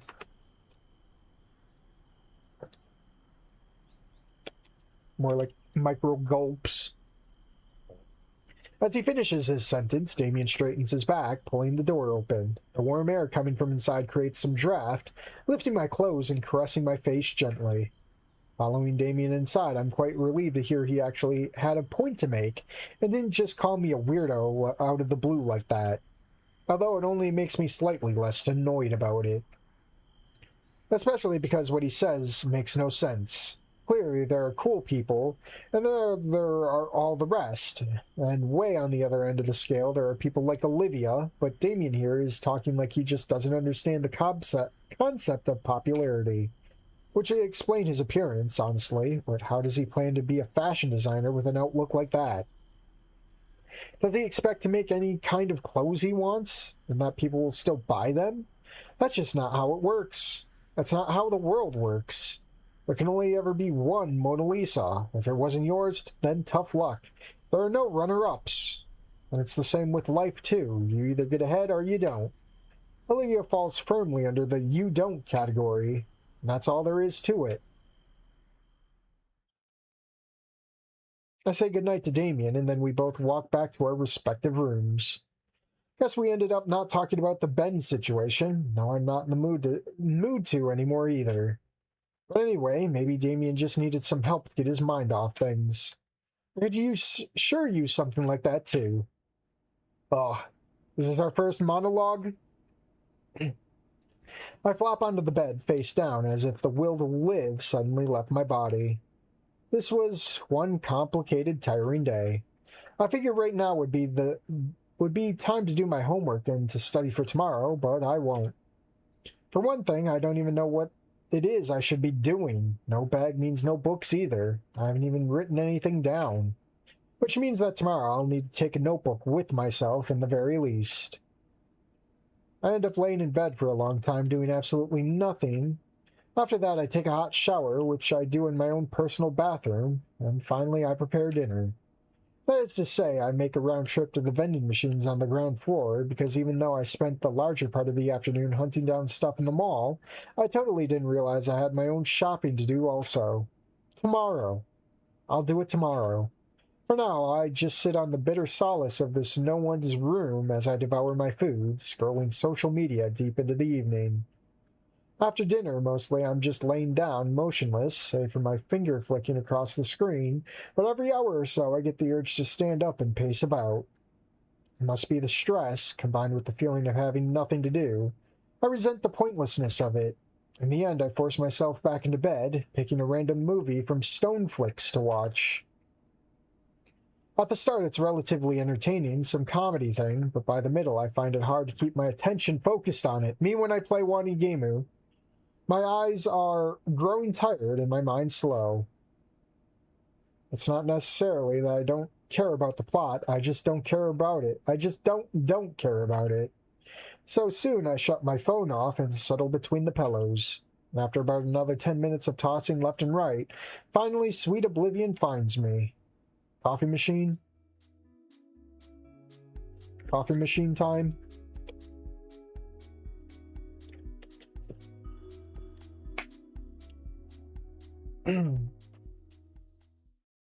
Inko with the angry anon eyes, I know, right? AC sounds detected. The stream will never be shown in France. I resent the pointlessness of it. Me when playing this mod. Ah, here we go.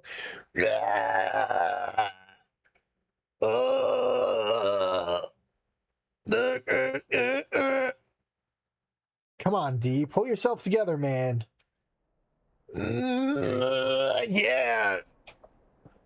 Rough morning? Coffee machine broke. I sigh, rubbing my temples. Didn't take Damien for such a whiny baby. I can absolutely understand his frustration, though. This morning, I wanted to sneak in a quick little nerve-calming smoke before class 2, but just couldn't get through that stupid emergency door. Still, I'm a lot better at not wearing my emotions on my sleeve than Damien here. Even his flabby chin thingies are droopy, like a rabbit's ears would be. It's kind of disturbing, honestly, though I'm slowly getting used to the sight of them. All these dinos are so freaky. Sure, it's not my first time seeing them, but it's the first in such density and for such a prolonged period of time. It appears my last semester is going to be one wild ride. Next to me, Damien sits up, after having nearly obliterated his notes under an ocean of drool, yawning and stretching, popping and cracking his joints loudly. Christ, you need to see someone for that. Nah, it's cool. Feels great. He then proceeds to cradle his head in his arms, twisting to the side straight out of an Exorcist movie, as if he was trying to break his own neck. Loud, sickening, scrunching noises split my eardrums. Then Damien sighs with glee, slumping down into his seat contentedly. Meanwhile, I'm left traumatized. Not long after, the teacher enters the room and class begins, finally giving me something to focus on, away from Damien's shenanigans. The literature class, exactly as boring as it sounds, with a teacher who's like this old-fashioned librarian lady look-alike, not a whole lot to look at. So that, combined with her dead, monotone delivery, I soon find myself paying little attention to the lecture, doodling on the margins of my notebook. Damien seems to share my sentiment, slowly but surely reducing himself into a balled-up gobble of Snoot dino meat. The teacher gives him a look, but ultimately doesn't seem to care. Maybe her coffee maker broke too. Or maybe we're just simply sitting far enough in the back. As in, literally the very last row. And that's only because I got here early, and Damien was in no shape to make me sit in the front after I rejected his gracious offer. Who in their right mind would want to sit in the front? You need to be the worst kind of nerd to want to do that. And, a nerd, huh? As the thought crosses my mind, I'm reminded of Liz and her scholarship thing. I guess it can pay off to be a nerd in this place. Makes me wonder if I could somehow score a scholarship. I am awesome, after all. I could totally imagine there being some sort of fun for humans or whatever, too. Maybe I should ask Liz about it the next time we meet. Where is she, anyway? I've been keeping my eyes peeled all morning and haven't seen her. And it's not like she's the type that gets easily lost in a crowd. Quite the opposite. Must be a real pain for her to navigate around the school, though. A pain in the neck, literally. Oh well, maybe I could spot her during lunch. The cafeteria has a high ceiling, so it should be all good. Which reminds me, I'm also curious about what the food here is like. I guess he didn't eat yesterday? There was no lunch yesterday? How did he not have lunch yesterday? I'm also curious about what the food is like here. I didn't go through the chow line yesterday. Okay, still having a day-old sandwich stashed away in my jacket dimension. Okay. I didn't know you could just skip lunch. Like, the whole thing. You'd probably get in trouble for, like, not going to lunch itself. That was the better outcome, too. And especially with private schools, I feel like they get ornery about that. Damien had some sort of tofu-based tofu? Isn't he a carnivore? What the hell? And ever since I was left hoping the menu today would have something actually edible. Why is a carnivore Damien having tofu? Dude's gonna have an insane stomach ache. We'll see, I guess. I made Damien the bottom. I see we do indeed. I do anyway, because it just so happened that Damien and I had different electives right before lunch break. I don't remember this classroom. Is this the one where me and Liz are in? Or Inko and Liz? I don't want to identify with this guy. He isn't me. At any rate, I entered this cafeteria. This is the cafeteria? That's different from the last time, damn. I entered the cafeteria by myself, then, grabbing a tray, I follow the swirling crowd of dinosaurs to the counter. This is where we bump into Mia, isn't it? I grab another drink. My nose is just clogging. I don't know if I'm going to tap out in 20 minutes, but I really wanted to, like, stretch the stream as much as I could. Just to catch up to the Olivia route. I don't immediately get in line, instead, edging on the periphery just behind the others, trying to scout out today's menu from afar. But as the bodies keep circling around me every which way, I get pushed into the aisle regardless, like a busy beehive. I frown, not happy about this turn of events. But I suppose I'll just have to make the most of it, so I try sticking to the outer line and letting people push their way past me. At the same time, I stick with the more carnivore-looking folks, figuring that maybe this way I could find something like a steak or some tasty, tasty bacon. Even if they serve it raw, that's miles better than the alternatives. Worst case scenario, I still have half a pack of peanuts from the vending machine. No matter how hard I try, though, I just can't see over the crowd, wings and crests and all sorts of dino-exclusive appendages blocking my view. Meaning that I should probably get in line properly, but I don't want to waddle by the whole counter one step at a time just to find out they have nothing I like. Then I'd have to start over and pick the least worst options after another 5 minutes of waddling, or settle for the peanuts. To make things worse, people keep bumping into me because I'm holding up the line. Screw them, I'm just trying to see the... Out of my way, butthead! What the? The first thing I see as I come to is a pair of leather boots filling my vision. They're jointed by a pair of thick legs in a turn form up to an equally wide and muscular torso, above which sits the angry face of a dinosaur. A dinosaur girl! Was she the one who tripped me? What the hell? The crowd around us quickly thins out and I'm left sprayed out on the floor as this incarnation of fury stands above me. What are you, some kind of retard? Standing in the middle of the damn line watching the clouds? Nobody stands me in my food. Got that? Nobody. Especially not some homo sapien twink. Stand up for yourself. Keep quiet. I think standing up like gets you good points with the Mia route, I think, so just keep quiet. Well, I guess no school is safe from bullies. It's probably best to just ignore her and let her think that she's the bigger man and go on with my life. Except, the look in her eyes says that won't be that easy. What, nothing to say for yourself? Are all skinnies this pathetic these days, or is it just you? Keep calm now, no point in getting into a fight. I get up from the ground, but keep my mouth shut. Sooner or later, this silly scene is bound to end. That's what I think anyway, but for reasons I could not explain, the girl in front of me is only getting more and more worked up. She even has the gall to grab onto my shirt as she tries to intimidate me. Look here, Baldy, the name's Mia, and this is my school. When I ask a question, I expect an answer.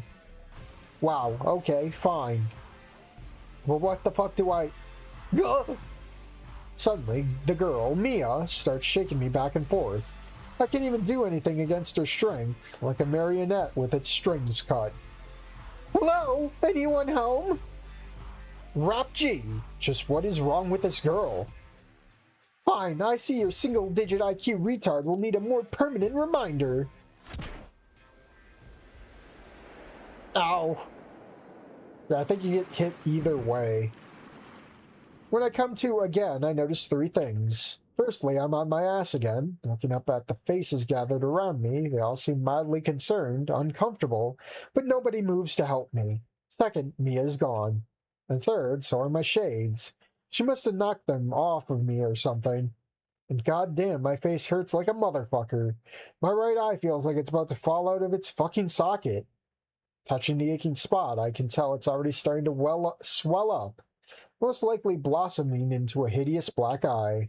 I race to find and put my sunglasses on again before anyone could see. See more than they already have, at any rate. That bitch can pack a punch, I'll give her that, though.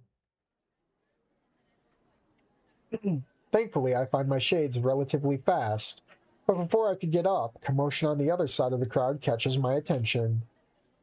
I can't see much from here, but it seems people are scrambling to get out of the way of something large and tubular. Oh, what, is she coming back to finish the job? With like a big club or something so she can really bash my face in? With my remaining good eye, I watch the crowd open up, intently trying to suppress my fight or flight instincts. Alas, the dino girl that singles out of the crowd is in Mia. My goodness, Inko. Oh great, now she shows up. Liz. I quickly get back up to my feet, acting as if nothing happened. Of course, Liz isn't buying it, rushing to me and trying to see under my shades or taking them off me altogether. Let me see it. Naturally, I resist her. Not only do I hate that feeling of being naked without my glasses, but she's just making a big deal out of nothing. Stop it. Come on, I'm not going to hurt you. Stop. I said no. I'm going to put you on the sex offender registry. No means no, damn it. Inko, just let me. I said stop. Elizabeth. Liz recoils, stepping away from me awkwardly. Meanwhile, my swollen eye is starting to feel real fucking hot, and there's a pounding in my head. I'm just so fed up with this entire situation. I don't need help. I don't want no help. Not from Liz, and not from anyone else. I just want to get out of here, get my lunch, or go to class, or fuck knows what, and be left the fuck alone. I want to be alone more than anything right now.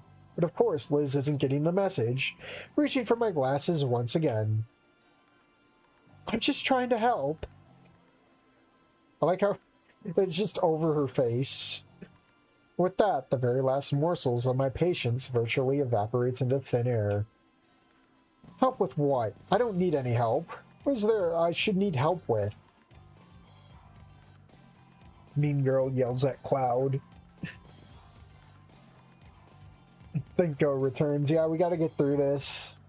I snap at Liz as I try to get away, but protest as I might, my body betrays me. Not 3 steps in, I stumble, barely getting through the cafeteria doors and needing to support myself on the nearest set of lockers.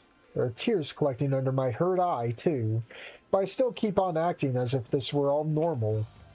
I don't even know why now. The jig is clearly up, and Liz is right to worry. I should, see a nurse or something. I couldn't even say why I'm being so stubborn right now.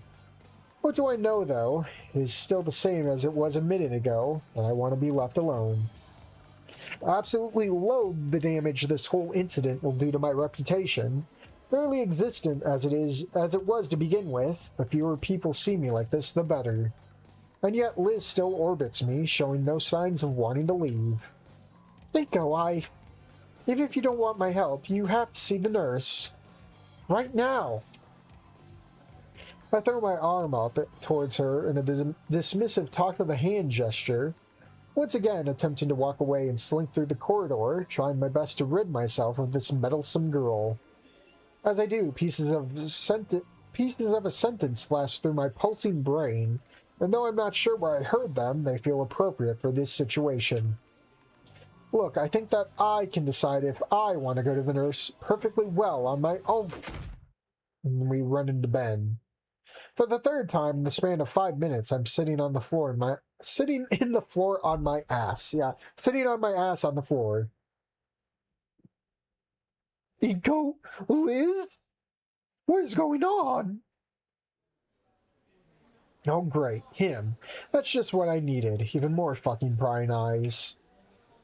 And to be fair, although he's asking, Ben doesn't seem very concerned. More like analytical, totally keeping his cool. Dude didn't even have the courtesy to fall down after colliding into me like that. Ben! It's Inko. He needs to go to the nurse, but I can't get him to... To the nurse? What happened? He takes a better look at me, which for some reason feels more indignant than it probably really is. Must be because I'm basically at his crotch level sitting here. Mia happened. Mia? She laid Inko out flat. Bam! Actually, I try interjecting to complain, to protect my dignity, but it's as if they can't even hear me. Oh, that girl! She can't keep it out of trouble for 1 single week. Yeah, right. I'm so telling the principal after this. Guys?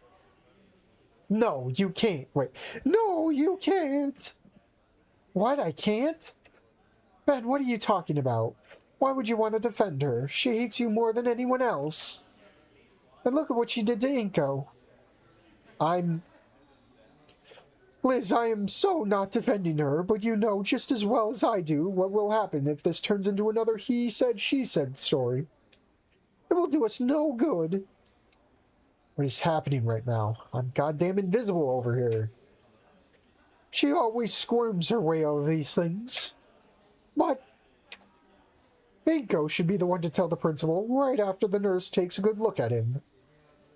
After all, he's the one who... Oh, for fuck's... Guys! Hearing my indignant shout, finally the two dinos stopped, turning to me in apparent surprise. Could you stop talking about me as if I wasn't here? Because guess what? I fucking am. To get the point across, I get up from the ground, looking Ben and Liz in the eye hard. Well, as much as I can with one eye only, and with tears streaking my cheeks, and while having difficulties keeping my balance. Ahem, sorry. I didn't mean to drag you into any more school drama. Still, you should definitely see a nurse. Liz, I believe class will be starting soon. I'll take care of this. You may leave. Now. Whoa, that's some language right there. I was far from happy about Liz's persistent hassling me, but this is pretty damn harsh. She's taken aback, too. But... Right, sure, Ben, I'll do that. And Inko, if you would come with me... This should feel like a question. He says it... He more says it than asks it. Like he's so used to everyone following his orders the way Liz just did. Makes me want to say no just to spite him. It's never wrong to offend someone with style, but it's better to do it with substance. What if I... It won't take longer than 20 minutes, and then you'll get the rest of the day off. I think I could see to that. Yeah, that's nice and all, but really... Wait, seriously? Yes, so long as you see Mr. Latigan after classes, and explain the situation to him. Oh, so that's what he's after. He wants me to dime on Mia. So much for not dragging me into the school drama. As I think about it, Liz, albeit hesitantly, leaves us with a short farewell. From the look she's given me, it's obvious she's hoping I'll help their cause and bring Mia to justice, which apparently is something it seems she's got coming to her for some time now. Usually I'm not the guy who rolls, but getting the rest of the day off too, very tempting. Oh yeah, we got the new backgrounds. No rats on this ship. Fuck around, find out. Yeah, I think they do that for like definitive route taking. We already did the Mia route, and there's nothing new with the Mia route. But we never did like a failed Mia route, because I know there was a decision when doing the track shit. Should really go back and do that one too. But we'll wait. I'm not in a rush. Why are we going through Olivia route again? Did something new get added? We never did Olivia route, dude. We got like the boring single no bitches route. Because I remember we played it the first time, and it just fucking ended. Because I remember in screenshots, they showed Olivia's dad. We never saw Olivia's dad in the playthrough, so I'm assuming it's in here somewhere? Maybe? Porku has a high pain tolerance to bad writing. In fact, let me check the files, just to make sure he's in the game. Because who puts together a fucking... screenshot and doesn't have all the shit for it, you know? Just bear with me here.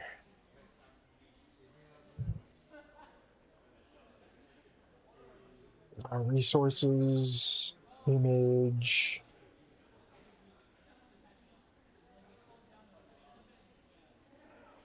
Yeah, he's labeled as Ozzy, which is funny.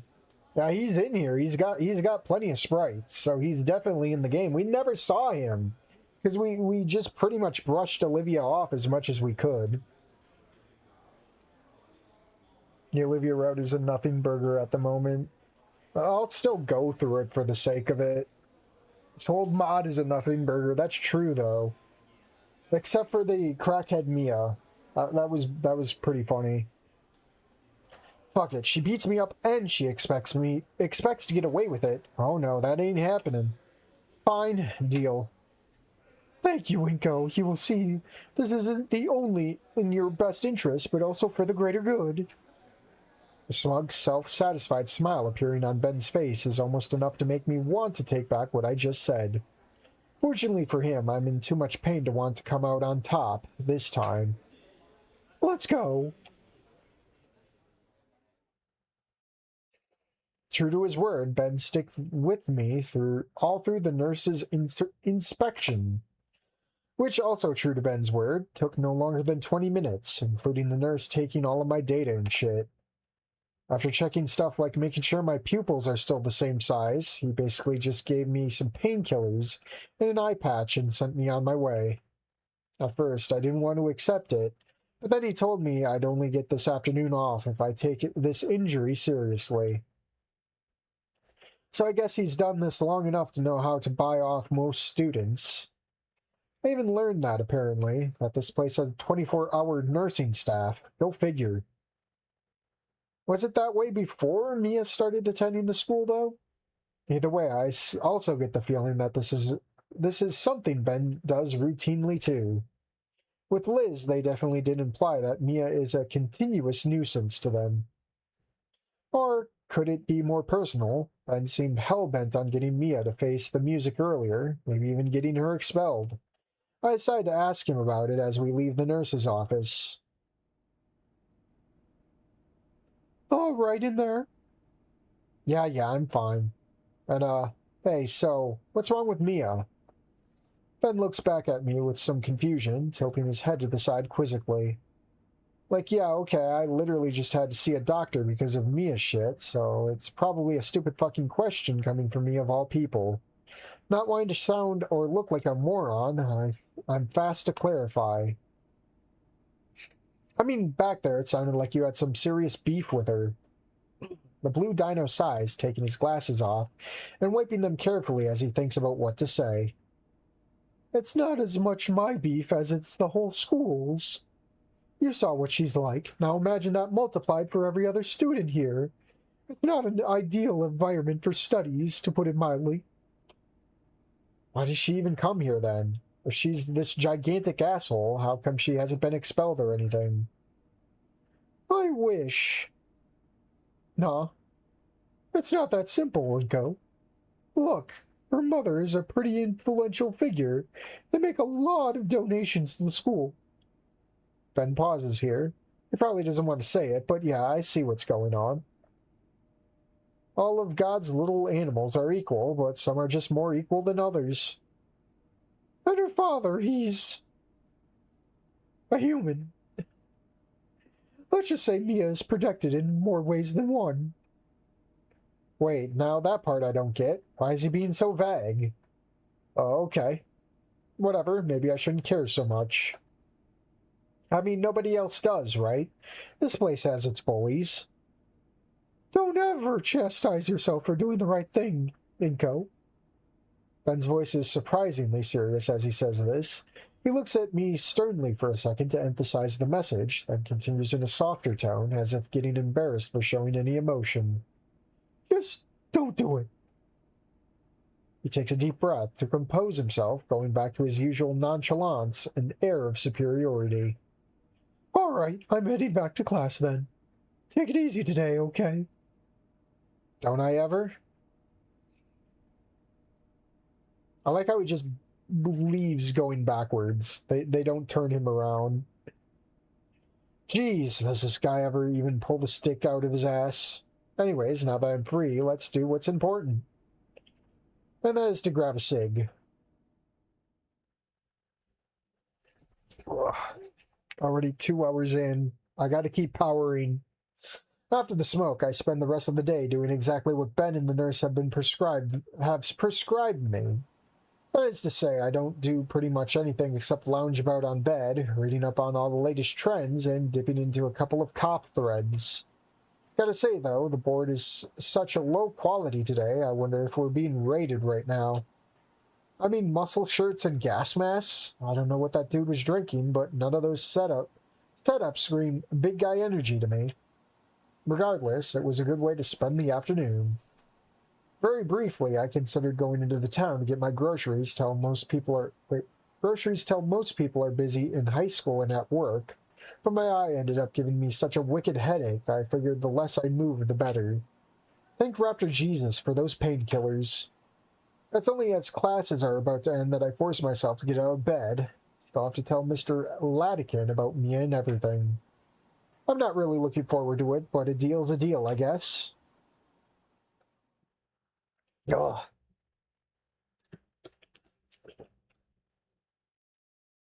I see, so that's what happened. Yeah, it's 100%.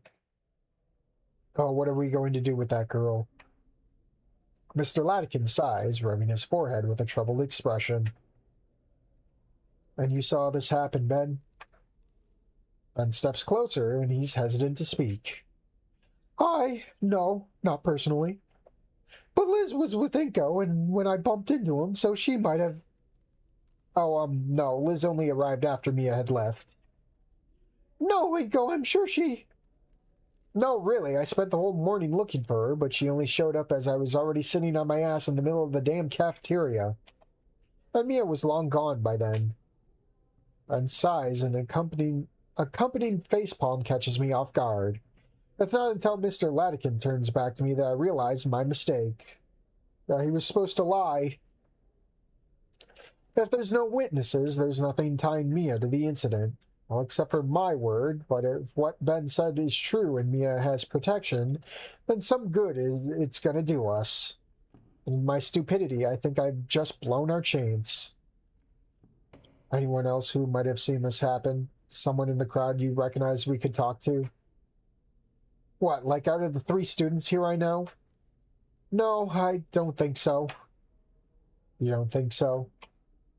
Yes, no, I mean, I don't recognize anyone. I see. Is there anything you can do? Mr. Latican remains silent for a few seconds, bowing his head and closing his eyes as he thinks. There's probably not much he could possibly do. Even if he talks to Mia, she could deny that any of this has happened 6 ways to Sunday. And if her parents really hold that much sway here, Mr. Latican could even lose his job going up against them. Well, I'll talk to Liz for sure. Perhaps she can tell us another story. Ben, I think you want to be present for that. Indeed I do, sir. And as for you, Master Inko, don't let this incident paint you a picture of our school. I can assure you it's not the representation of us in any way. Sure.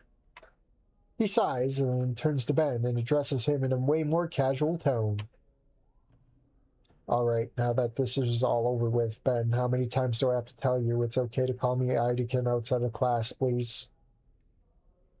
Ooh la la, seems like I was too fast in accusing Liz of being a gold digger, because this is the real shit right here.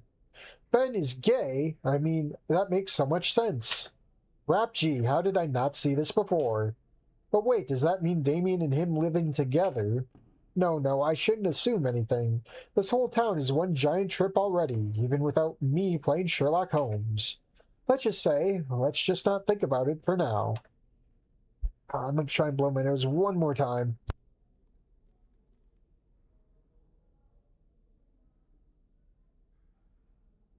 No, I was able to get something out. That helps a lot, even if it's for like 5 minutes.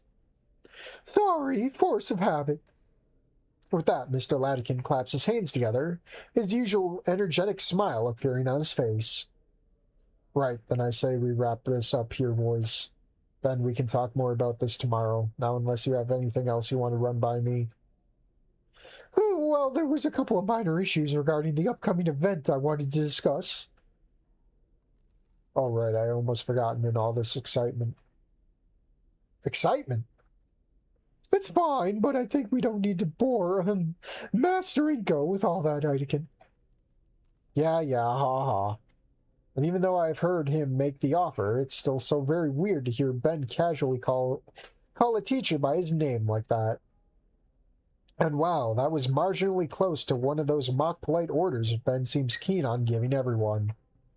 I mean, he might as well have just said, yo, you wing fuck, better send the baldzo away right now. correct you are. However, there's actually one more thing to talk about. There is? Yes. Inko, how bad does your eye hurt? Huh? What kind of question is that? Like, those painkillers are doing a minor miracle over here. And other than the slight remnants of my headache, I'm mostly okay, but... it's fine? Are you sure? Yeah. What's this all about? That's good, that's good. And with that being the case, it would be any trouble if I asked you to take Olivia to her supplies again today, right? Oh, that. Gee, couldn't have just asked. Ugh. Fine. We're doubling down. Sure, yeah, fine, whatever. He's clearly discontent with my lack of enthusiasm. Well, he can bite me. I got my face fucked up today. What's he got? A couple of papers to grade? Thank you, Inko. And for the rest of the day, just focus on getting enough rest. Think of it as a relaxing walk through the gardens. I mean, really, what's the worst that could happen?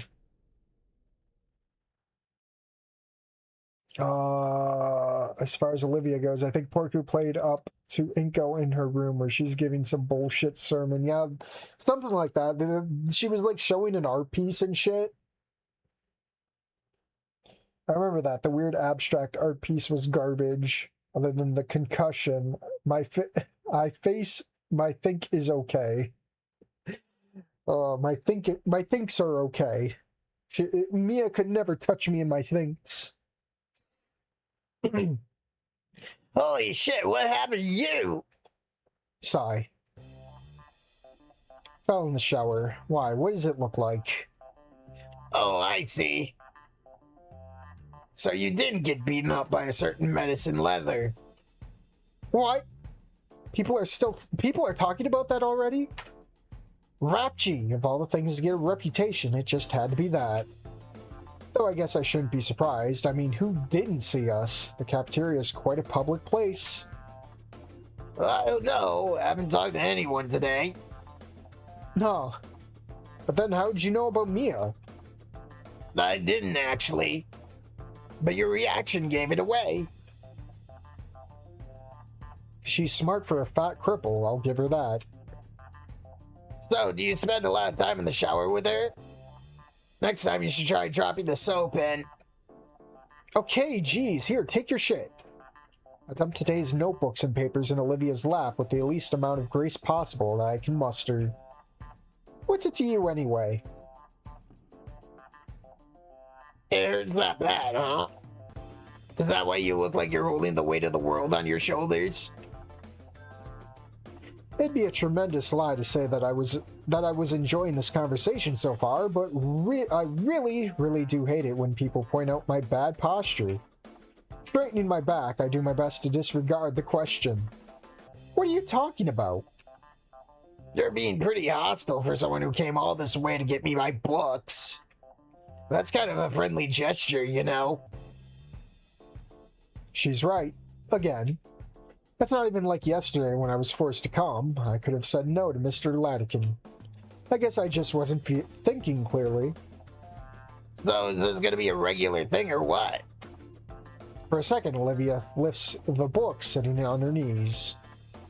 Not that I'm complaining. Talking to you beats sitting on my ass doing nothing. Tough luck, because I just had about enough of her. Don't get used to it.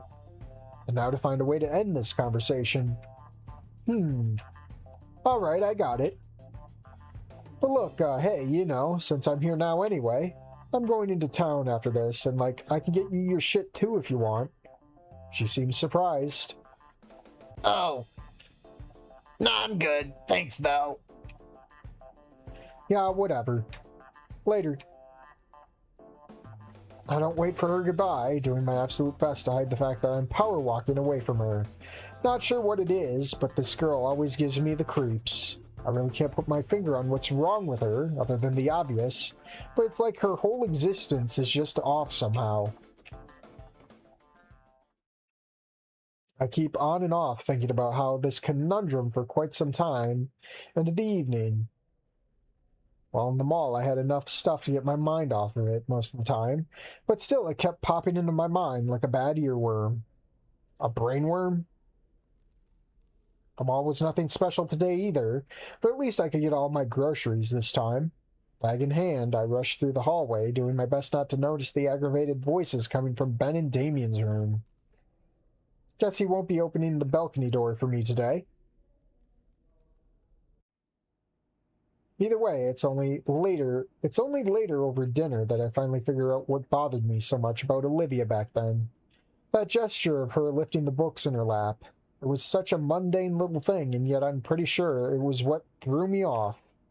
It must have been her way of bouncing the books on her legs. Like, that's what it was. Or rather, what it was supposed to be. Before that, the conversation was, well, if not pleasant, but reasonably tame. But afterwards, I just wanted to get away from there, stat, and didn't understand why. And I still don't get it. Obviously, she can't fucking move her legs, so why am I making such a big deal out of it? Ask as I might, the answer isn't coming to me. I really honestly don't know why it's freaking me out so bad. It just is. To get my mind off of it, I decide to doodle a little. Just a few rudimentary sketches, nothing mind-blowing. If anything, it's so that my muscle memory won't fade away. Afterwards, I go on my phone, going through all sorts of social media to keep up with the incredibly shallow online rock bottom community. I may have moved away, but it's still my home, not to protect my image. Wonder if I'll ever return. Probably not. Boy, oh boy. Chapter 3. Rap G. I hope I didn't damage my brain. Think got hit so hard he started schizo posting on the Boru. Yeah, like that one fucking post under that Fang submission, the one where Fang looks like hot diggity demon. What was that, like 40 fucking posts? My god. Is this where we're in the laundry room? Hello? Yep. I call out as I enter the laundry room, but there's no one here. At least that's what I think at first, until I notice a couple of bodies shuffling around in the back. Just a pair of dudes doing their laundry. Slowly, their heads turn to me.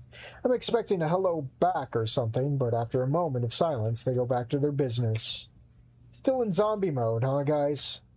Oh well, I can't blame them, it's still early. The laundry room is pretty much what I expected it to be. The air is humid and surprisingly warm, and it feels used up. If it weren't for the stinging smell of bleach and detergent, it would be pretty easy to fall asleep here. The machines seem slick and new just by looking at them, but on closer inspection they all turn out to be old and clunky, and they could clearly use some more caring. The floor is a little dirty too. Even though one would assume that a place like this would be cleaned regularly, it doesn't seem to be the case. Yeah, I mean, it's not the worst I can imagine, but it's not the best either. It's a laundry room, so it's not like it's supposed to be a place of comfort or anything. There's some chairs and a table in the middle of the room, and a couple of shelves with cleaning supplies. I guess it's nice that they have a place to sit down, but I don't think I'll be here long enough to need it. Looking at the guys in the back again, I think they'd fall asleep standing up before they'd sit down. Turning my attention back at the task at hand, I step up to one of the machines at random. I promptly check that there's no leftover clothes in there, no tissue scraps, and nothing like a dead possum or anything, and then carefully load my own dirty laundry into the drum. After that, I set the gentlest cycle I can on this hunk of junk, hoping that it'll go easy on the delicate fabrics. I think I've spent more money on those boxers alone than the annual GDP of some African countries. In a couple of seconds, the machine whirls into action, and I'm left looking at the whirlpool of clothes spin inside. It's kind of mesmerizing. And then we get the video. Play the video! Somebody was off their meds. Oh god, the fucking laundry room monologue. I know, right? But I don't let it hold my attention for long. I've got a lot of time to kill this morning, and I don't want to spend it all in here. Leaving the laundry room as I make a mental note to not forget my stuff here, I head back to my room. Thinking back of the two dudes in there, I can't help but pity them a little.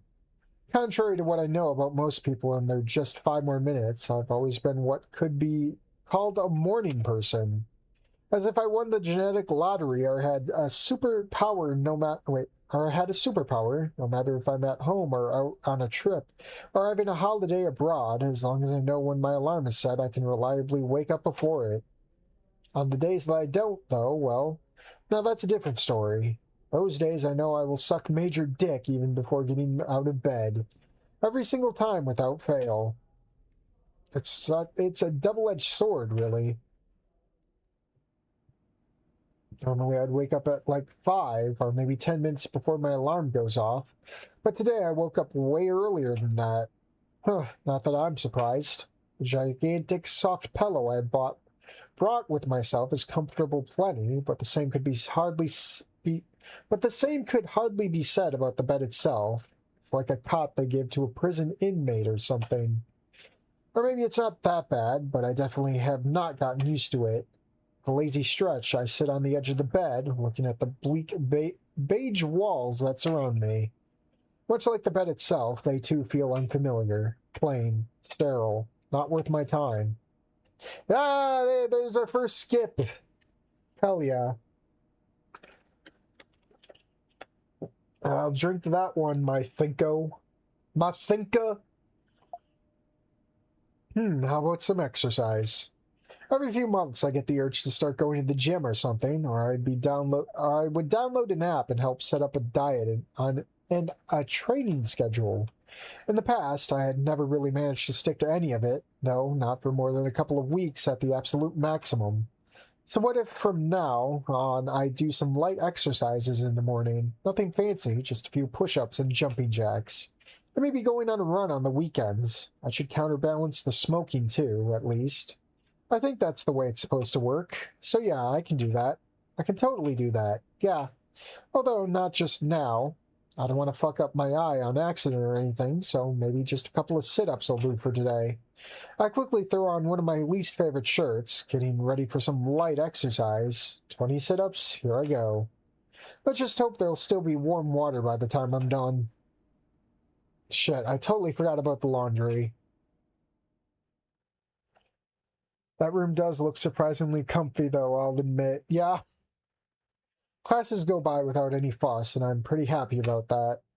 I haven't run into Mia, so that's definitely good. Basically just been Damien and me throughout the day.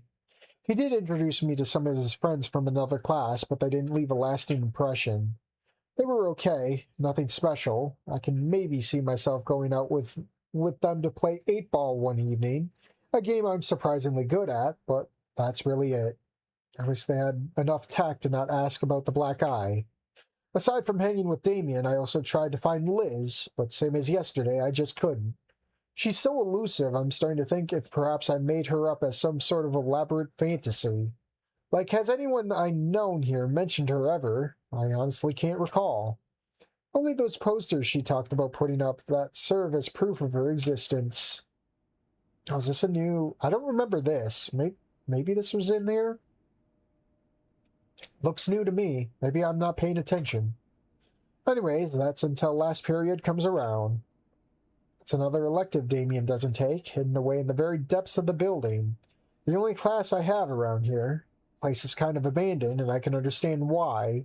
Must be the oldest part of the building, so it only makes sense that obscure electives and guest courses would be held here.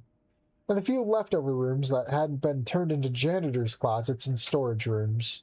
That feeling of being an outsider returns from earlier this morning, buzzing there in the back of my mind. This place is so much like walking into someone else's memories. I really can't help it. Looking for something to anchor myself in reality, I double my pace. There might be some people already in the classroom, even if they're strangers to me. Watching people browse their phones and gossip between themselves is at least something I know. I remember that, this class with Liz. But wouldn't you know it, as I enter the room, there's a very hard-to-miss totem pole rising up from one of the desks. It's the Liz Lizard herself. There's still a couple of minutes before I start of the class, and I could really use the distraction, so I take the opportunity to go talk to her. While walking over, I take in the sight of the classroom. It's narrow and very artsy looking. Makes sense for this place, I guess. Hey, Elizabeth. Hey yourself, Inko. She cuts her greeting short and cold, and although I can see her eyes darting around, trying to take the measure of my injury, it's pretty clear that she's trying to act indifferent. And right, I totally get where she's coming from. Rubbing the back of my neck, I murmur an apology. I'm sorry for yesterday. I was being an asshole. I was gonna say dick, but yeah, I'm sorry for yelling at you and stuff. No, it's fine. I guess I'd be like that too, if someone tried to knock me out. Is this just Liz's theme? So how are you feeling? Does it still hurt? I'll live. That's good, I think. I shrugged, signaling my complete agreement with that statement, without having much more to say. What are you doing here anyway? Did you track me down just to apologize? That would be very sweet of you. Huh? Nah. I'm in this class too. What? Really? You? Yeah, I can see how that could be confusing. Not many guys out here that would take a course called Art Technique for Women. I remember that back room the first time. What a weird description. A man needs his GPA up any way he can. Liz giggles, and oh my god, it takes an incredible amount of willpower not to stare at her long-ass neck vibrate with the sound. Instead, I tried changing the subject. But, I was looking for you earlier, and yesterday too. Oh. Like it sucks balls that we don't have any classes together, right? And how come I don't see you in the hallways or anything? Liz frowns uncomfortably, a troubled expression appearing on her face. I avoid being in here when I can. Most parts of the buildings don't have a high enough ceiling for me. She starts patting random parts of her neck to make a point, which is such a weird sight that it's hard to even make a comparison. It just feels unnatural. I've already kind of forgotten how mentally taxing interacting with her can be. You have no idea how hard it is to get all the kinks out. Do you know how much I pay my masseuse? And besides, most of my classes are held in other facility buildings. Other buildings? They're kind of hidden away at the edge of campus, so it's understandable you didn't know about them. I'm sure there are folks who have been students here for years and they don't know either. Plus, I like to have my lunch out in the gardens whenever I can. Now that winter is over, I'm usually out there. Doesn't it take forever to get your stuff from the cafeteria and haul it all the way there? No, silly, I pack my own lunch. I'm a pretty good cook, you know. Huh, no shit. Well, no, not really, but I'm learning. It's something I picked up after moving out. You can't eat takeaway every day, right? Even if you could afford it, it's not very healthy. Right. Totally unlike me and my very vendor machine breakfasts. And isn't that much worse than takeaway food? All the processed stuff and microplastics and whatever. With how hungry my workout sessions got me this morning, I even went ahead and bought myself 2 extra large packs of peanuts. Only to learn afterwards that teachers won't tolerate you snacking away in class. Liz would probably agree with them on that. Little Miss disciplined the youth, so I asked something else before I could accidentally let something slip about my questionable eating habits. Isn't it lonely out there, though? Oh, you want to keep me company or something? She playfully sticks the tip of her tongue out at me. Anyhow, I don't mind being on my own. It's nice to have a little bit of peace and quiet every now and then. Plus, it's miles better than doing Ben's chores for him, that's for sure. Yeah, I can see that. And I'm not always alone, either. I often see Miss Procklin taking one of her walks through the gardens, and sometimes she sits down to chat with me. Wow, luncheon with the teacher. Suddenly being alone doesn't sound that bad. Again, Liz giggles, but shooting me a scolding look this time. Miss Procklin's a really good person, actually. I enjoy our talks a lot. Seriously? Yep, I mean, sometimes she's kind of a mouthful, Like, you'd think it's estrus season with how much she's fidgeting around, but usually she's very sweet. That's, I catch myself, and I have a second before the word could even leave my mouth. I always forget that estrus is a thing, but with having been surrounded by humans all my life, of course I know what that is, and asking a girl about it isn't what you do in the middle of a random-ass conversation. In fact, I'm kind of surprised Liz brought it up, but then again, it was only to make a comparison. What was that? Cough, nothing, never mind. Sure. In any case, that's enough talking about me. How's your eye, really? Did you tell the principal about Mia? With a sigh, I tilt my glasses the slightest bit down, just so that Lizzie can see the bruise. And she wastes not a second, poking her head in real close to check it out. It makes me uncomfortable, not even because she's a girl, but because I don't like people looking at me. No, wait, I mean I do like people looking at me. It's more like, well, I don't wear these shades for nothing, personal space and all that. Thankfully, after a few intense seconds, Liz lets up with her inspection. You don't look that bad. Gee, thanks. Sorry, it's just that I know how hard Mia can punch. Huh, she got you too? Me? Oh, no, but I've seen plenty of her handiwork, believe me. You and the nurse both, huh? Mm-hmm, something like that. So? About the principal. Oh. I've told Mr. Idekin about, but that's about it. And wait, didn't he say he wanted to talk with Liz? Guess that didn't happen yet. I think he'll want to talk to you about it as well. He does? Ugh. This game is mentally taxing. It is. But I'm only going to go for one more half hour, for sure. I don't want to burn myself all the way out on this mod. It's good to take healthy breaks. Wait, hold on. I wasn't reading that. Yeah, I mean you being a witness and all. Oh, so they're taking it seriously this time. I honestly didn't think. She trails off after that, leaving me confused. This time? What do you mean? Well, it's just that... Ahem. We both turn... Oh, is that LJ? Is that supposed to be LJ? I don't know. It'd be funny. We both turn around to the source of the sound and find ourselves facing one pissed-off teacher.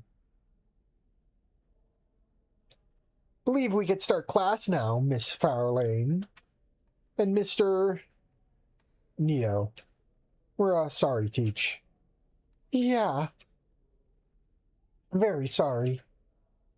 The classroom is all but full now, all kinds of female dinos sitting at the desks. Coughing awkwardly, we cut the conversation short and apologize once more for holding up the lesson. Though one of us is clearly more sincere about her apology than the other. As Liz gets her notebooks ready and stuff, I go take one of the empty seats in the back. From here, I can't see Lizzie's face anymore, but I do wonder what she could be thinking about this whole Mia situation. She must be happy I took her side, right? Or, their side, with Ben. That I'll ever really know. Walk with me? Oh, what? It's after class now. Most people have already left the room or in the various stages of doing so. And then there are some talking to the teacher about whatever. The only reason I am still here is because these past 20 minutes I've been working on a sketch, minding my own business, and didn't notice the lesson ending around me. But damn if I didn't draw the sexiest sweaty abs in existence. Anyhow, it seems Liz is much more eager than me to get going. Though I certainly wasn't expecting her to ask me out on a date.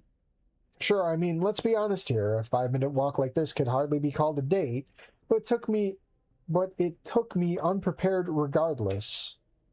Seeing me hesitate causes Liz to get a little bashful too, hints of a blush appearing on her face. It's like you said. We don't have any classes together, so wouldn't this be a nice opportunity to talk? Just down at the gates or... Too busy playing mailman for Olivia. So yeah, they would probably do that one for sure. Oh, I'd love to, but I'm actually kind of busy. Sorry, Liz. Oh, that's a bummer. What you doing? What am I doing? Why, not disappointing my homeroom teacher, of course. Remember how we met on Monday? I was getting Olivia's stuff. Mr. Latikin's making me do that every day. And he's exceedingly efficient at it, too. I can absolutely imagine him standing outside the door right now, waiting for me to leave. And he didn't snare me with some pity the disabled and learn to be a better person monologue. And I wouldn't be able to say no unless I wanted to come across as a total d-hole. Even though Liz and Ben both took Mr. Latikin, I think Mr. Latikin is this super cool guy. I'm not such a big fan of his thus far. Oh, I understand. She says that, but it's still pretty obvious she's disappointed. I am too. Inko truly wants the Liz route.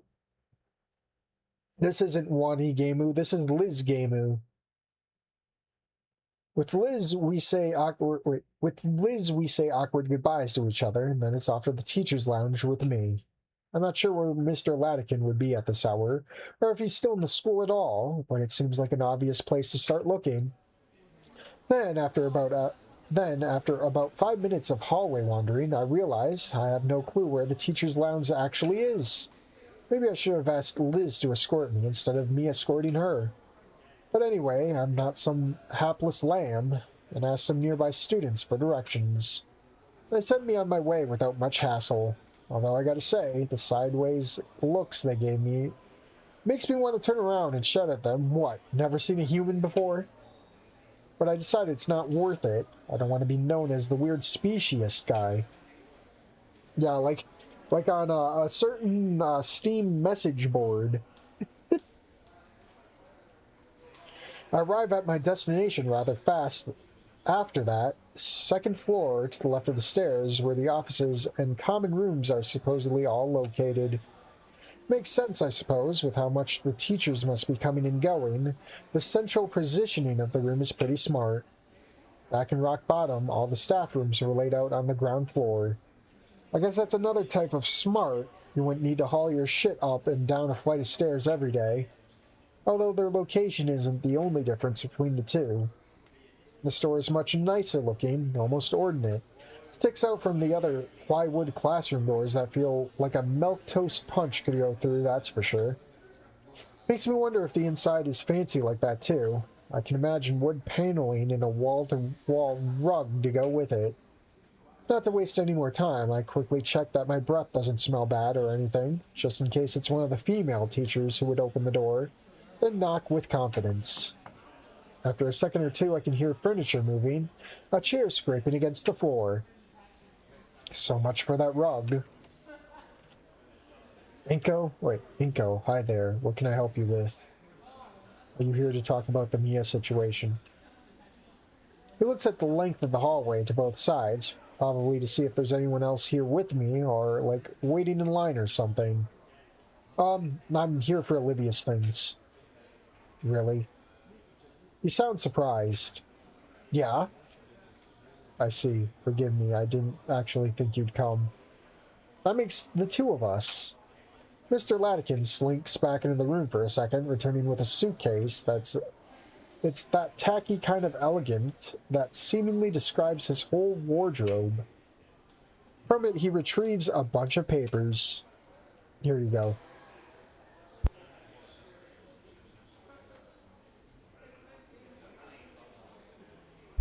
Alright. Oh, get another water. My God. Thanks. I'm sure Olivia will be thrilled to see you again. If only I cared about it. Besides, who doesn't? Sure, right. I'll just get going. Goodbye, Mr. Latikin. Bye, Inko. See you tomorrow. Oh, come on. Now where's that fat fuck? So I don't think we did this part. I think we, like, got cold feet when we saw who Olivia was the first time around. And I'm like, we'll do anything but fucking talk with her, you know? At this point, I'd probably been standing here for a good 10 minutes at least. But no matter how hard or how many times I knock, there's no answer. Is she sleeping? Studying with headphones on? Well, I checked the nameplate again, and just in case I'm trying to get in the wrong room. But no, Olivia A. Gator, clear as day. Raising a fist, I bang on the door so hard the poor thing rattles on its hinges. Hey, wheelchair dino, you in there? Headphones or no, there's no way she wouldn't have heard that. So it can only mean one of two things. She's not actually here. Sigh.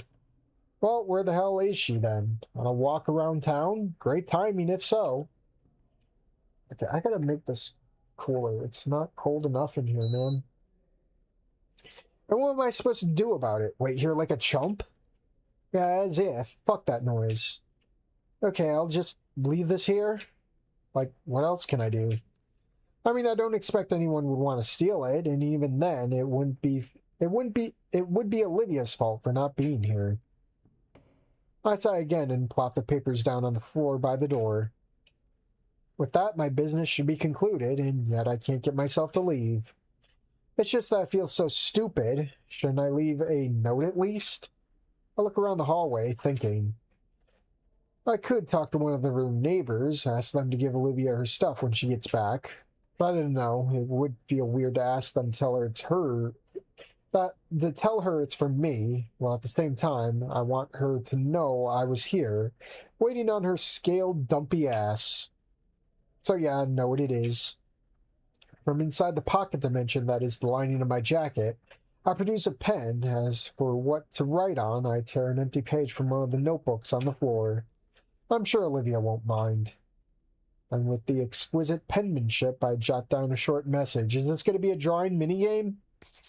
No, never mind. Brought you your stuff, but you weren't here. Asshole. Nah, scratch that. I don't especially like her, and I'm less happy with my current situation, but there's no need to be a dick about it. After scribbling a bunch of squiggly lines over the word and hoping to make it illegible, I continue the note. Sorry for leaving it on the floor. Wait, can she actually get to it like that? How do you pick shit up from the floor when you're in a wheelchair? I genuinely get so confused that for a second I back away from the wall I was writing on. What does she do when she drops something? Can she reach it leaning off the chair to the side? Or does she have like a stick with a claw on it or something? I mean, that sounds retarded as fuck, but I honestly can't imagine any other way. Either way, I decide that it's not my problem. Have a nice day. Inko.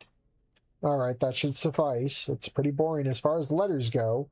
Got that templated assembly line feel to it, but it'll do just fine. At least it's nice to look at. Those extracurricular calligraphy lessons sure have paid off. It's not the most fascinating of hobbies, but it gives a touch of classiness that's hard to come by. Makes one feel special for something as mundane as writing. In other words, penmanship is F.A. Stashing my pen again, I fold the note into a paper tent card kind of deal and put it on top of the stack. Face up so she can't miss it. Afterwards, I idle around for another minute, and then with a shrug and a mental patting on my shoulder for a job well done, I go on my way. My clothes are still inside the drum, rotating gently. I didn't have time until now to come back to get them, and so here I am now. I haven't set a dryer function, so the clothes are still wet and soggy as hell. I don't want to think about how it'll fuck the fabrics up. Too late for that now, I suppose. Normally I like the warm and silky feeling of freshly washed textiles against my fingertips, except this time it's all but the opposite. Cold and damp and irritating to the touch. I should probably give these another wash, but I can't be bothered. A rare enough moment for me, not going the extra mile when it's about my clothes, but right now I don't feel enthusiastic about it at all. I just can't, and I won't. I refuse to. I'll lay them out to dry overnight, and we'll see what happens. Almost as if on cue, the door opens, and one of the cleaning ladies comes in. Good. Gives me an excellent excuse to leave. As I walk past her, she says hello or something. Not even sure if it was in English, but I don't look back. For the rest of the day, I only wanted to unwind and relax. It's what I deserve. It's also what I need. Chapter 4.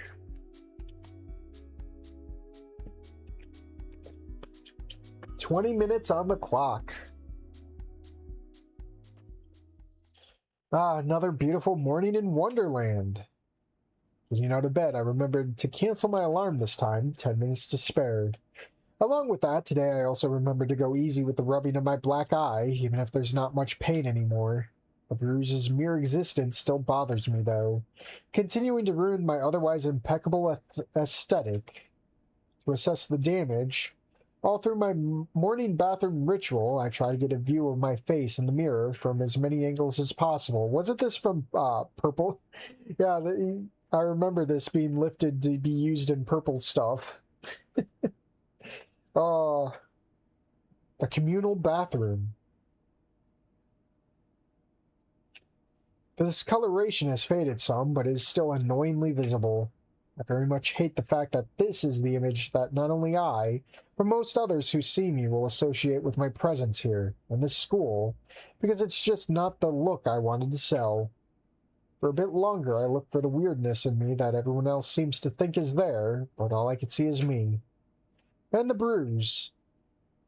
What I also noticed during my inspection, however, is a layer of the thinnest, most subtle stubble collecting on my chin.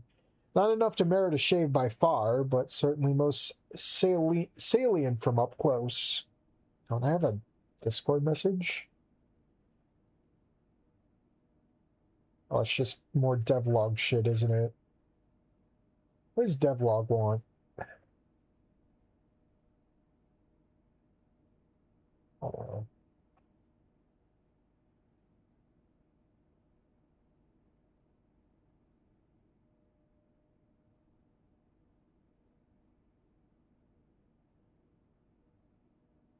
Oh, it's just a tag that's responding to Hoshin. It's just them advertising everything. Like, okay, that was definitely worth the notification. Oh, I hate the devlog server the most because it's so much fucking pointless pinging, dude. It's bad. I wonder if anyone will notice it. Probably not, but, well, who knows? I'm definitely curious on what someone like Liz would say about it. Has she ever seen a beard? Can dinos grow them? Do they have hair? Well, they have head hair. She was absolutely astounded that I don't have a tail, so it's very possible she's never even seen a human being up close in her life. And I can't really blame her. Well, Liz does seem like the person to be sheltered. You see them on TV and you think you know how the other half is, but no, you really don't. Ever since I got here, I find myself asking all these questions too that I never thought I'd have. How do dinos do X? Can dinos do Y? Would it be weird for them if I did Z? Most of these questions aren't even complicated at all, but about normal, mundane, everyday things, and I feel ever more stupid for not knowing their answers. All week I've been feeling kind of disoriented. I call it a culture shock, but it's more of a people shock, I think. I probably just haven't found the right circle of friends yet, so it feels like I'm being pulled every which way in each conversation I have. With a sigh, I climb into the shower, soaking myself with warm water for a long time to mentally prepare for the day until the air feels thicker in here than in the laundry room. If that robs someone else of a non-icy shower, then bad luck for them. But getting back to the topic at hand, it's just that, man, these dinos are really getting to me. Being with my own kind was way different, and not everyone was the same. All the petty nonconformity about the shit like skin color and all the forced diversity feels really stupid now. When you just walk down the street and see people with 10-foot necks, wings, and tails that one could classify as a health hazard. Everyone was so different from everyone else, makes me wonder how they can get along at all. Do the trike groupies gossip about the stegos? Are the Taros self-conscious about having short tails? Do the herbivores secretly fear the carnivores? There are so many questions, so many new things that I can barely wrap my head around. and seemingly the only human in town is definitely no help either. In the end, will I be more like them? Should I be? Or should I be the human? I'm absolutely sure, without a shadow of a doubt, that like 99% of the students here see me as just that, the human. Even for the remaining 1% that took the time to get to know me at least a little, Liz, Ben, and Damien, if they had a word or a phrase to refer to me by, I'm pretty sure it would be the human. Or skinny, or whatever. I'm not one of those people who push for equity no matter what, but regardless, I need to do better. If folks want to label me, I'd much rather have it be a label of my own choosing, one that isn't just a glorified slur. The cool new guy, you heard about him? The one with the shades? Dude, everyone knows about him. He's like totally awesome. Chuckling to myself, I step out of the shower. No matter how good it feels to just mull under the warm water, I still got a whole day ahead of me. And I can already hear the sounds of the morning rush through these thin walls. The first obstacle of the day. So to waste no more time, I quickly brush my teeth and get dressed, and grab the singular notebook I'm bothering to use. Devlog and Encore are like data centers sucking up all the resources. Think out reaching levels of think maxing. Finally got my own PC, that's great. Hope you enjoy it. The aforementioned rush is just as lively as ever, and it actually takes me some effort to push my way past all the bodies in the hallway. And great, now my shirt is all creased and stuff. Just took it fresh out of the drawer. Which reminds me, I should probably get a clothing iron, the good kind that doesn't use steam. Makes me wonder if anyone else in this place ever takes the time to care for their clothes. I can imagine some of the geekier geeks doing it, like Ben, if they know how to do it in the first place. But not the vast majority, going off of their appearances alone. Even though it's Thursday already, there are still people I'd classify as coming home from some after-party or other, ousted from their comfy ditches or from below the tables they happen to pass out under. I'm no stranger to partying myself, but I always had a certain disdain for people who get wasted for the sake of getting wasted. Oh, look at me, look at me, look at how much I can drink, I'm so hardcore. Yeah, I'll be looking when you're throwing up your liver at 42, because that's hardcore, eh? Dumb fucks. Meanwhile, I've arrived at the ground floor. Eyeing up the vending machines, I try to determine what the best snack is to get, as per the price to filling the taste ratio. If I'm going to live here, I'll have to make the most of my money. The peanuts from yesterday were good, but they made me thirsty as hell. So what you're saying is this Inko isn't rich as the other Inko. Let's try this one today. Rice Puffs. I put in the change and wait for the machine to, midst a lot of whirling, deliver my treat. Damien told me the other day that these fuckers just love to swallow your coins and give you nothing in return, but so far it seems like my luck is holding out. Grabbing the Rice Puffs, I make my way to the exit, ready to exit the gloomy interior. The sudden change in light levels blinds me for a second as I step out of the building, and I fix my glasses on instinct, only then to be disappointingly be greeted with an equally gloomy outdoors. There are some clouds ahead, not even a few actually, making the muted morning colors appear even more muted.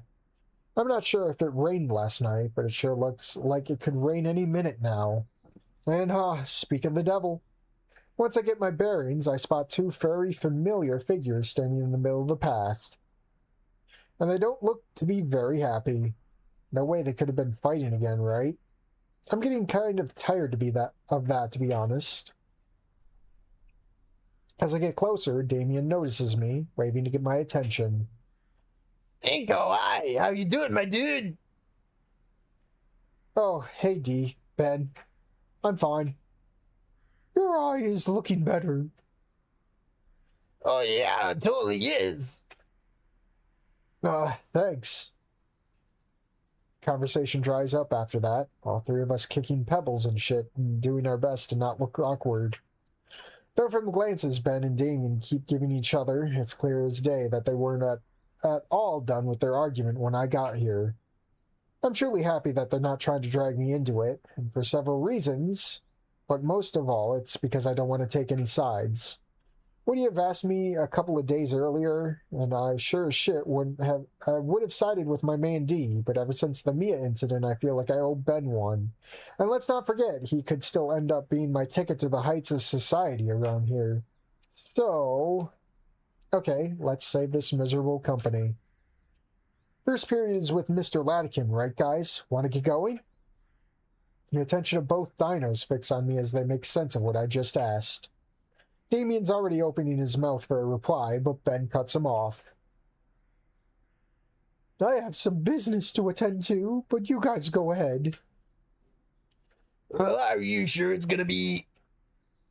Ben whips around so fast I could practically feel the gust of air his jacket is making. Yes, Damien, it will be fine. Okay, but are you sure? Because... I'm sure.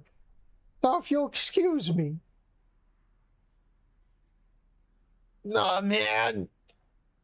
A long minute passes as Damien watches Ben disappear towards the gardens, looking like someone whose new puppy just got run over. I want to ask real bad what that was all about, but I hold my tongue. Which is honestly not as easy as I thought it would be. Instead, to divert his attention as much as my own, I pat Damien on the shoulder, pulling him along as I start walking towards the main building.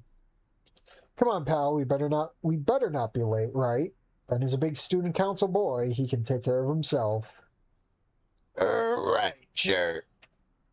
He's still visibly under some spell, but at least I can get him to move.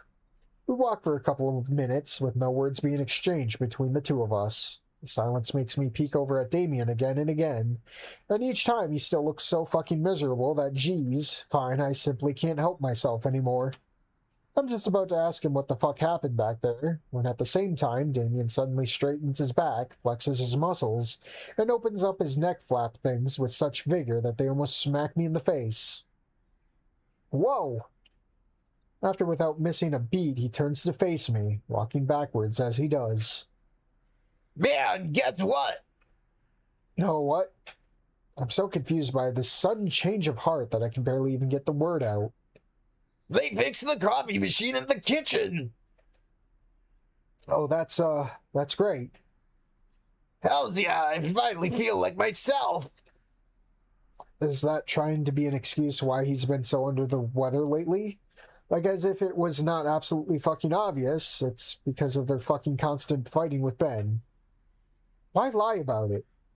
I mean, just rap G. Damien sure can be more rude at times than others, but nevertheless, I can understand if he doesn't want to spill his guts in front of me and everything. We've only just met a couple of days ago after all, but does he want to keep his distance from me this much? It kind of hurts, to be honest. But I do my best to mask the disappointment from my voice. You and your bean water, huh? Shrug, it's good shit.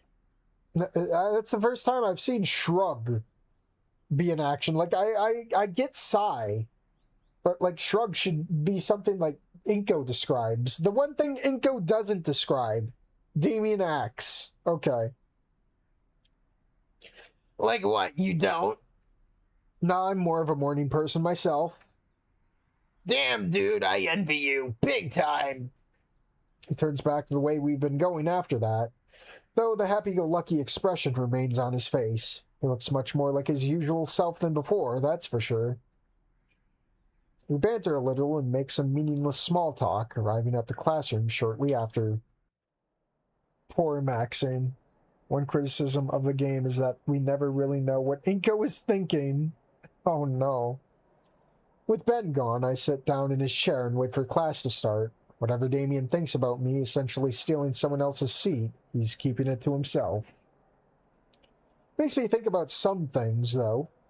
Could it be like the stuff like this is why he doesn't trust me?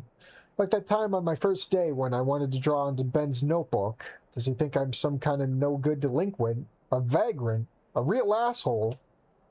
Sure, on a technical level, these aren't very nice things to be doing, but honestly, who cares? Not like I'm hurting anyone, just easygoing is all, while Damien is being unreasonably judgmental. If that's what he's doing anyway. To get my mind off of it, I look out the window. and a note with a frown that there are even more clouds now than before, making the classroom appear brighter than it probably really is. Like when in winter you're sitting in a dimly lit room at night, but out there it's pitch black so it doesn't feel like everyone can see you. Feels a bit like that, and it does very little to improve my mood. I frown again, but ultimately there's not much I can do about it. Just like Ben and Damien's episodes, I cannot predict nor control the weather. Mr. Latican arrives soon after, and I can finally focus on something else other than two dino dudes and all the social drama surrounding them. Good morning, guys and girls. He looks as giddy as he always does, but I think this morning there's a plasticity to his smile. His tone feels forced too, as if he's making an effort on our behalf to appear cheerful. He doesn't even wait for us to return the greeting. Briefly going through his homeroom bit, and the onslaught continues, going over news that I don't particularly care about. Then Mr. Latican switches over to his art history spiel. Today we will learn about tilt-shift photography and the Brinzier method. It's rather a neat piece of art history, and Ben has never returned, not during homeroom anyway. It's not until way later in the day that I see him again. For a brief second, as I'm turning the corner, going to the next class, I spot Blue Boy. He's surrounded by many members of what I assume to be the student council. It appears as though he's got his own personal army. Even Liz is with him. I consider dropping by to say hi to her, but they all buzz around Ben so much, awaiting his every order, that I decide to keep my distance. Whatever it is they're doing, it must be a lot of work, and I don't want to get involved. Bunch of pricks, huh? Yeah, tell me about it. Oh wait, is this Mia? The voice comes from behind, and at first I answer it nonchalantly, not even thinking about who it might belong to. A second later, I remember. Mia? Instead of an answer, I'm being shoved into the lockers behind me. In front of Ben? Wait a minute. There's witnesses that I know. What the fuck? You rolled on me? You did, didn't you, you little bitch? She looks at me with such intensity and disdain. I fully expect her to beat me into a pulp, right here and now, like one corner away from the very president of the student council. Fortunately, no such thing happens. With rough movements, Mia thrusts me against the locker one more time to drive the point home, then lets go of me. Doesn't matter. There's nothing you or any of these other faggots can do about it, and you're not even worth this fuss. I'll give you a pass this time for being new, but I better not hear about you being a punk-ass bitch ever again, so drop it! Is that understood? Aye. She grabs the collar of my jacket, threatening me with a fist. Didn't hear ya! Gulp. Yeah, understood. Understood, ma'am! Yes, ma'am! Oh. Ma'am, let me hear it! She raises her fist higher, growling. Don't make me fix your faggotry eyeliner! It's too one-sided, bro! She even manages to make the word bro sound like an insult. Understood, ma'am. That's better! Finally, she lets go of me, stepping back. God, I hate this girl. I hate her with all of my being. Luckily, she loses her interest in me at this point. No wonder who would find a spineless worm that I am apparently interesting. Yeah, right. Now piss off! Not waiting for my response, she turns the corner, moving on to pester Ben and Co., though not before slapping me with the tip of her tail for good measure. Her tail spikes are so big, I have to actively evade her unless I want to get a free haircut and lobotomy. As the appendage disappears from my view, a thought crosses my mind that I should grab it, yank her back, and then kick the living shit out of that cunt. But I know better. For a moment or so, I watch her fuck around with Ben and Liz, but only from afar. I've had my fill of Mia for the day, no need for seconds. If that makes me an asshole, then so be it. Not that I've been having a good day so far. It was below average, if anything. But now all morsel of my good mood have dissipated. make things worse, I can hear the students around me whisper to each other, pointing at me when they think I'm not looking. If Mia knocking me on my ass in the cafeteria hasn't made the news yet, well, me groveling before her surely will. And that's just so not the kind of fame I'm looking for. Hey, it's 3 hours in, just in time. So I'm gonna save this. We'll head to the main menu. 3 hours of torture, guys. Well, 2 hours and 55 minutes. We're counting the intro. And all without breaks. Can you believe it? No breaks? Holy shit. I don't... You think with a mod like this, I'd have every excuse in the book to take a break. I need to turn this down. Holy shit. This is louder. This is louder than the mod. My god. Even the devlog guy's dog on Encore. That is sad. Holy shit. Oh. At least I can agree with them on that.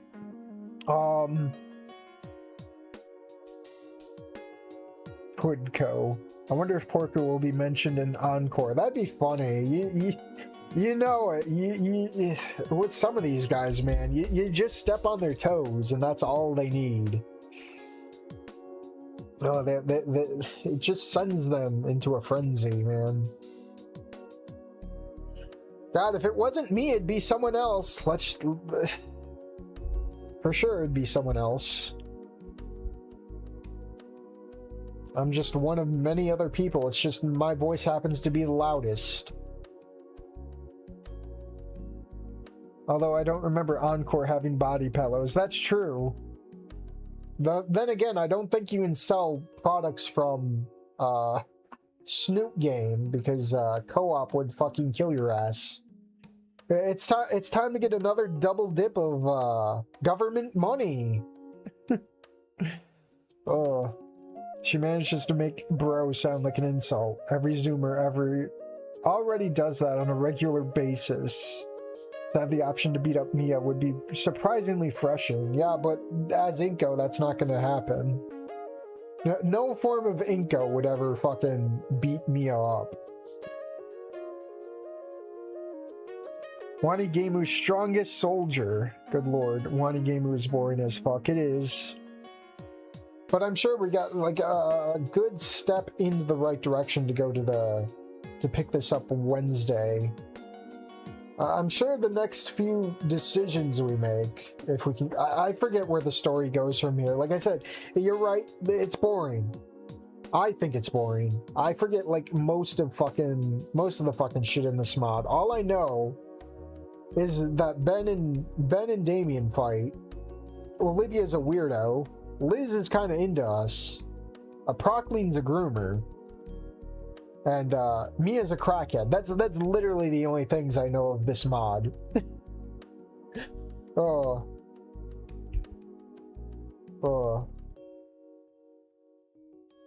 I couldn't imagine having to focus to work on a shit product for over 2 years. That's why it's not barely going anywhere, man.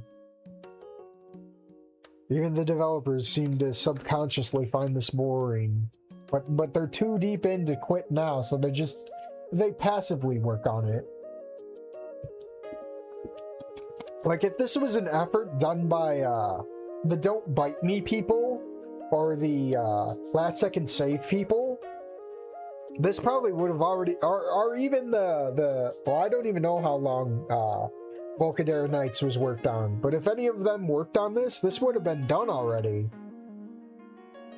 Like, I hate to compare work ethics, but man, this mod seems to get updated like twice a year. That's saying something. Some things are best left unfinished.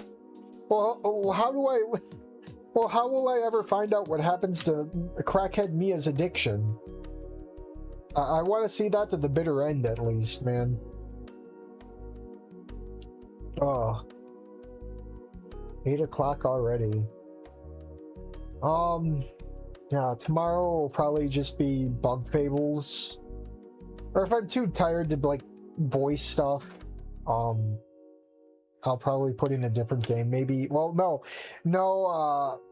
Fractal Block World also has a lot of reading too. Unless I'm just level grinding, I'll figure out something to play that doesn't take my voice away.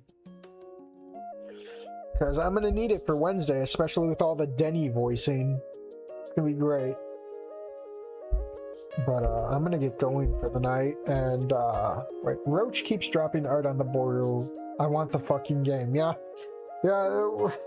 I'm surprised he didn't stand up on SnootCon, but yeah. Well, we're all waiting. But yeah, I'm gonna go rest up and get ready for Wednesday ultimately. But I'm hoping to be back Tuesday with something or other. We'll figure it out. Have a good night, I guess.